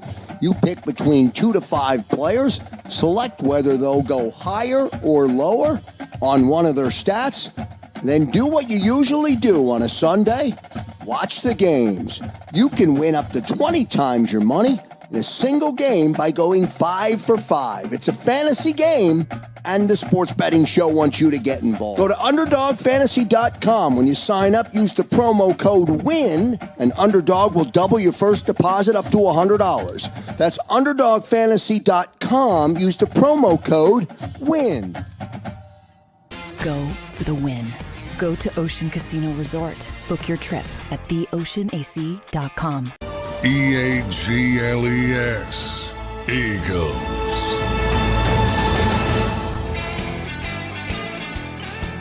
The bad guy's back.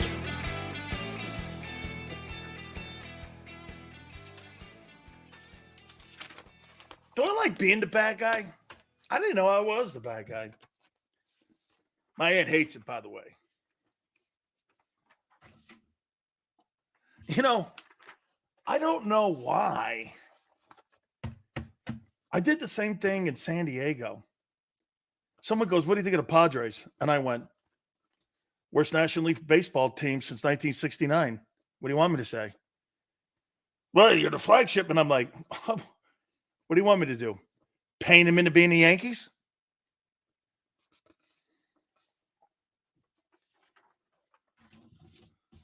I mean, hey, this team is like the Yankee. Now, they were spending money like the Yankees. Then their Bally Sports thing went away, and now they're back to the Padres. Pretty soon they'll be selling hamburgers again.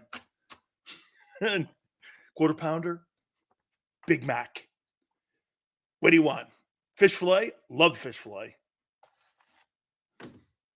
And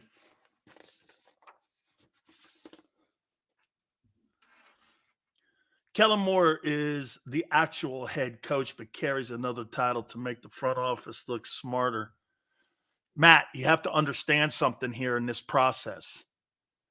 The reason that they didn't fire Nick is because Howie and Jeff don't want to look like turds firing Doug.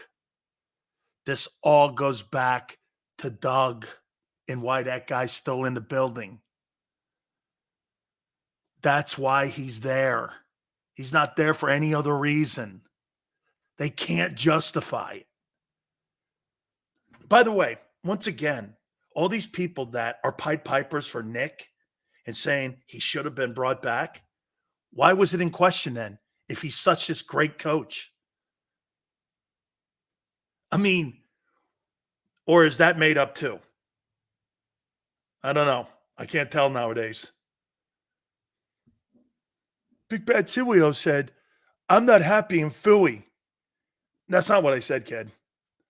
I took a poll off the website of WIP and had a conversation about it. You're the one that added that in and then turned yourself into a clown show.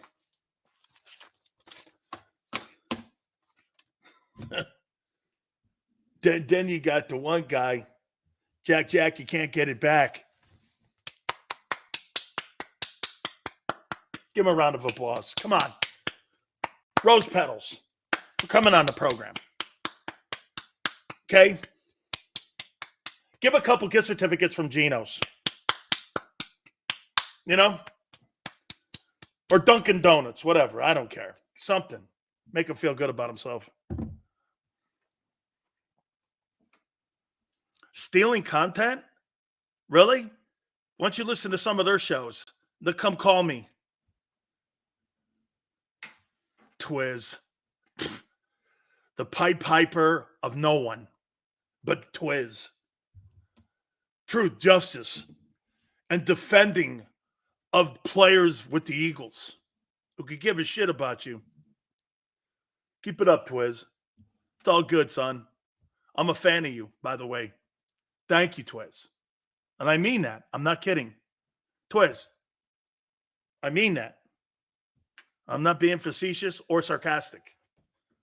See, you can talk all the shit to me, but the one thing you can do, Twiz, that you can't do on other stations, you can at least post your frustrations with me or the team. You can't do that anywhere else because they'll censor you. Remember that.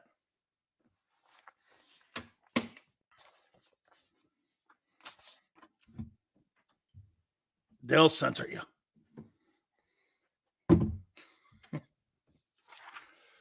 Love to thank you guys. Absolutely. I couldn't believe Mike was all over it too. It was fantastic. Mike Missanelli, thank you, brother. I appreciate you coming on. Gary Cobb, we thank you as well. Combine start tomorrow, man. Do me a favor, guys. Please hit the like button. Xander and Big Joe, thank you, guys. Believe me, thank you. 2 to 6 tomorrow, and we shall see you on the flip side.